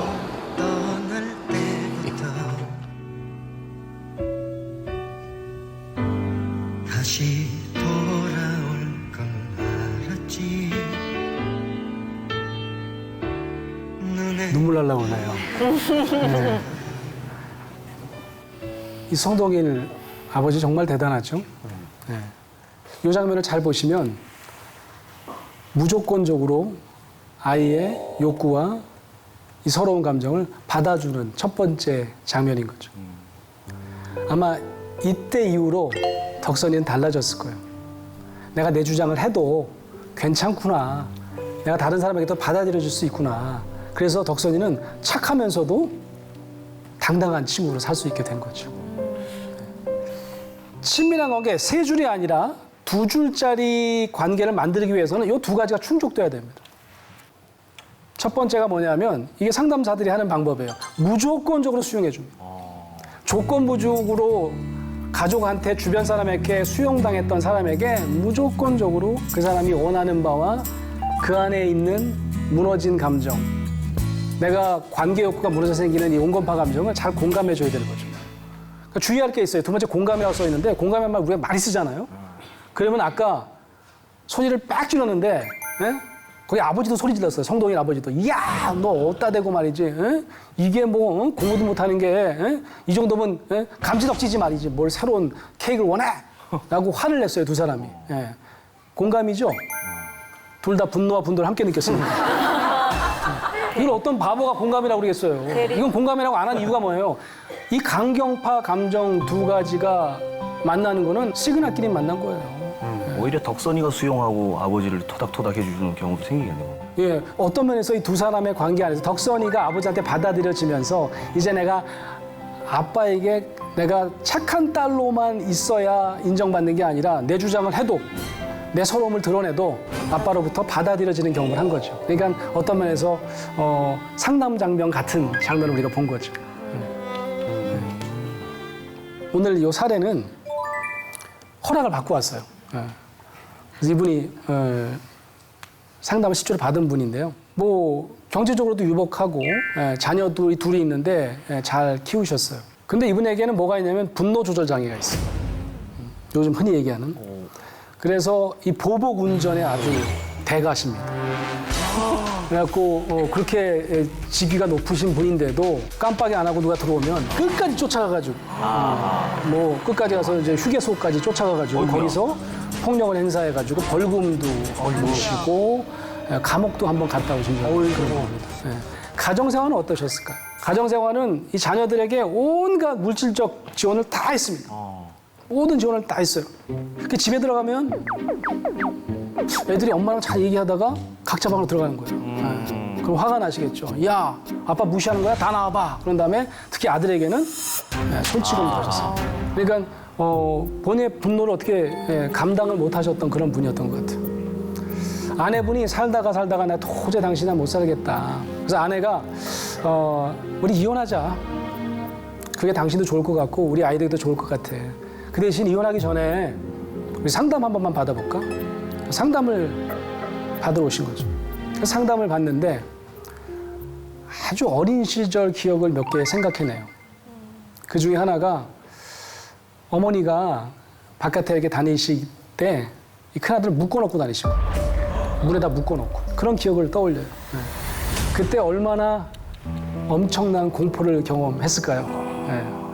얼마나 버려짐의 느낌을 강하게 가졌을까요?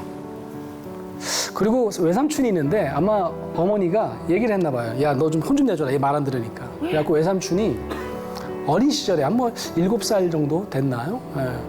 이 아이를 흙탕물에다 집어넣습니다.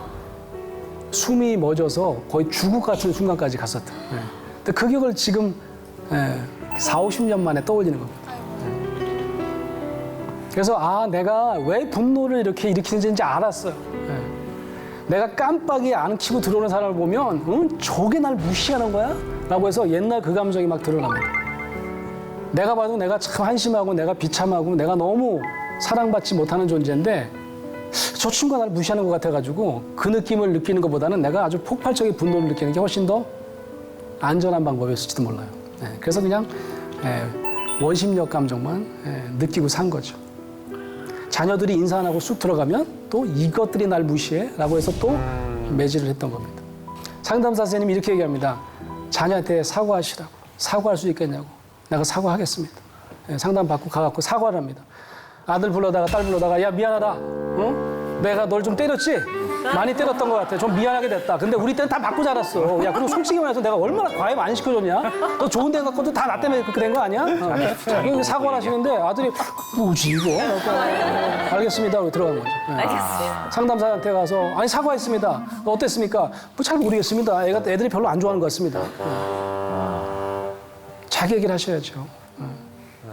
내 안에 있는 온건파 감정 얘기를 하셔야죠. 어린 시절 얘기를 아이들한테 하라고요? 못할 것 같은데요. 2번, 3번을 시도합니다. 한 4, 5번째 됐을 때 자녀한테 털어놓기 시작합니다. 아빠가 어렸을 때 참 무서웠어. 정말 사랑받고 싶었는데 제대로 된 사랑을 못 받았던 것 같아. 나 정말 외로웠었어. 라고 얘기하면서 눈물을 흘리기 시작하겠죠. 아들이 그 장면을 보고 눈물을 흘리고 더 크게 울기 시작합니다. 그 사람이 한참을 붙들고 울었어요. 군대 가기 전에 아들이랑 여행을 가기로 했습니다.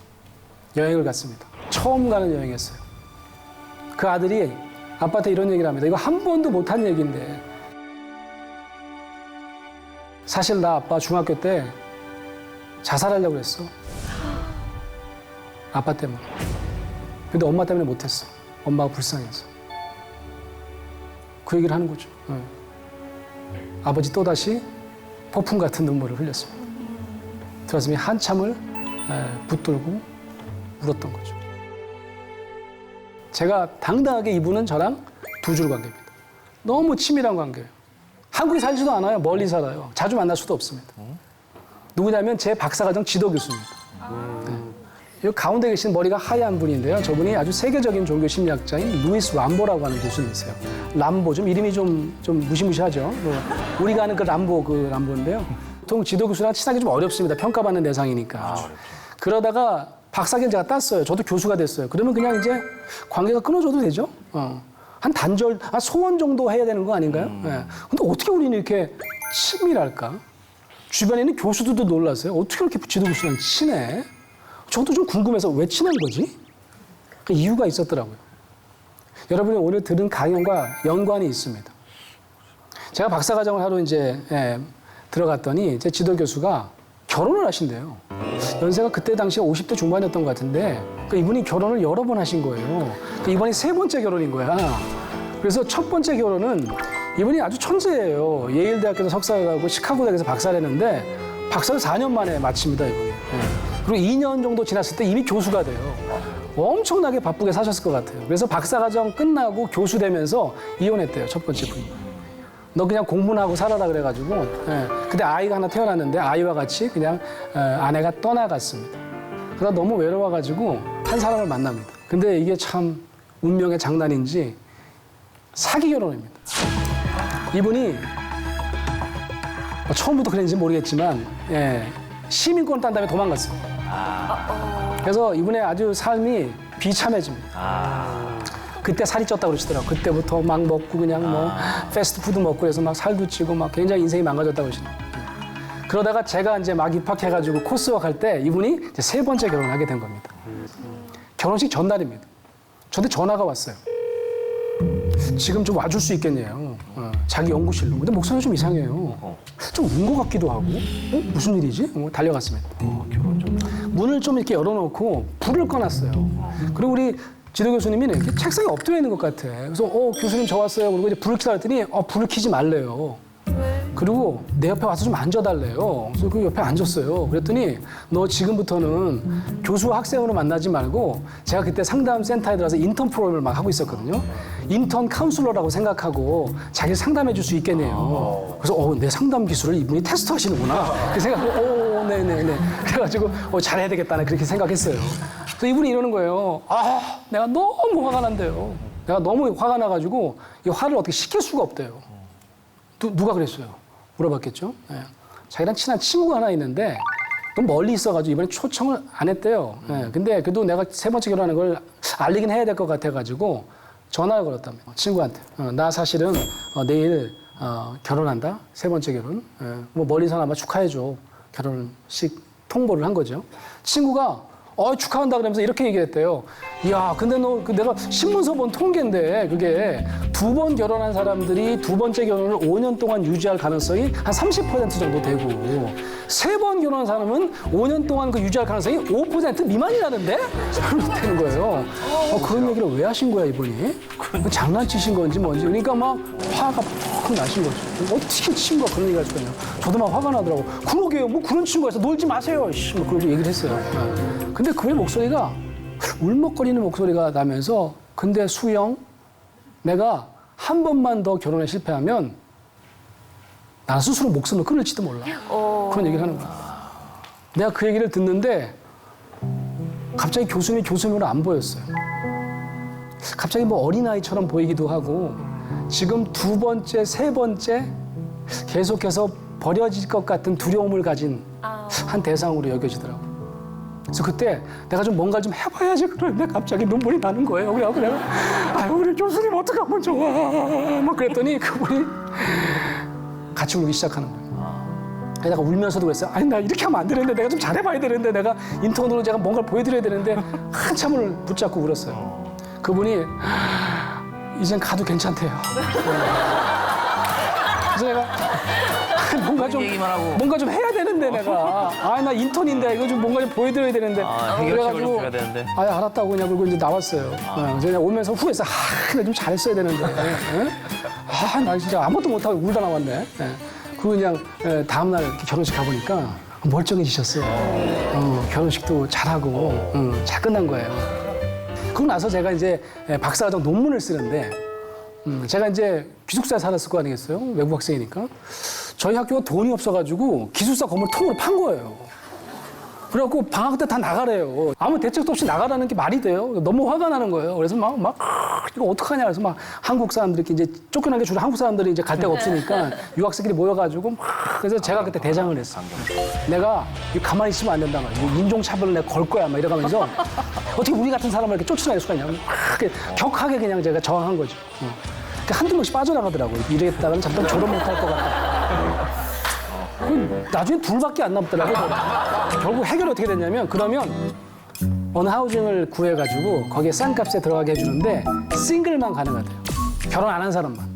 우리 둘은 결혼했어. 신나게 그냥 저항한 다음에 우리만 집이 없는 거예요.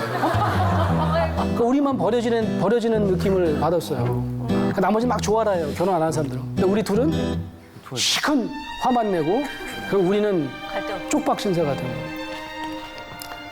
어떡할까 제가 지도교수 찾아갔습니다. 나 어떡하죠? 나 돈이 없어서 바깥에 집을 못 구하는데 나 한국 가야 될 것 같아. 그렇게 얘기했더니 내가 방법을 찾아보겠대요. 그래서 열심히 학교에 가서 총장님, 부총장님, 그다음에 뭐 기숙사 담당자님 막 만나서 설득을 하신 것 같아요. 그래서 연락이 왔어요. 방을 주겠대요. 석사들 주는 방인데 가족이 쓰는 2층 집이 있대요.